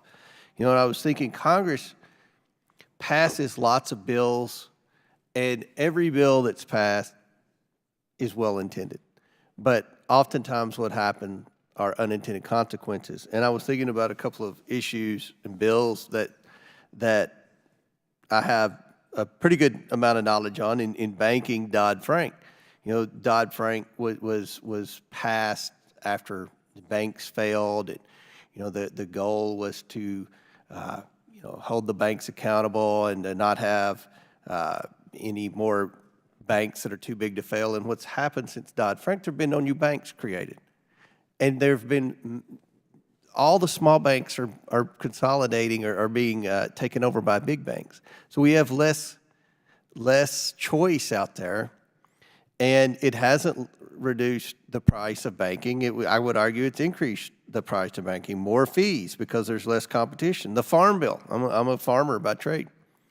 You know, I'm going to support the Farm Bill, but the Farm Bill has a lot of policy in there, in my opinion, and I've argued that puts the large farmer, that gives the large farmer a competitive advantage over the smaller farmer. It's almost impossible for a small farmer to get started in agriculture today, but the big farmers keep getting bigger every day. Then you look at healthcare. We have legislation that's passed and written in the legislation. There's higher reimbursements to larger medical providers with respect to Medicare and Medicaid reimbursements. And what's happened is it's almost forced every small family physician to join a larger network. And you have less choice out there. It hasn't reduced the cost of healthcare. It's reduced competition. It's reduced choice and options for people, especially in rural America. And then PBMs. As I said earlier, no one ever envisioned PBMs to get to where they are today and be such massive vertically integrated companies. So we need to have robust debate about this. We need to continue to have dialogue. We need to start exploring options, and we need to get something done because healthcare is one of the biggest, if not the biggest problems we have in America. And very few times in Congress is there bipartisan agreement to fix something in healthcare. So I welcome the opportunity to continue to work with my Democrat colleagues to try to come up with a solution to fix this problem, to add transparency, and to lower the cost of prescription drugs for every American.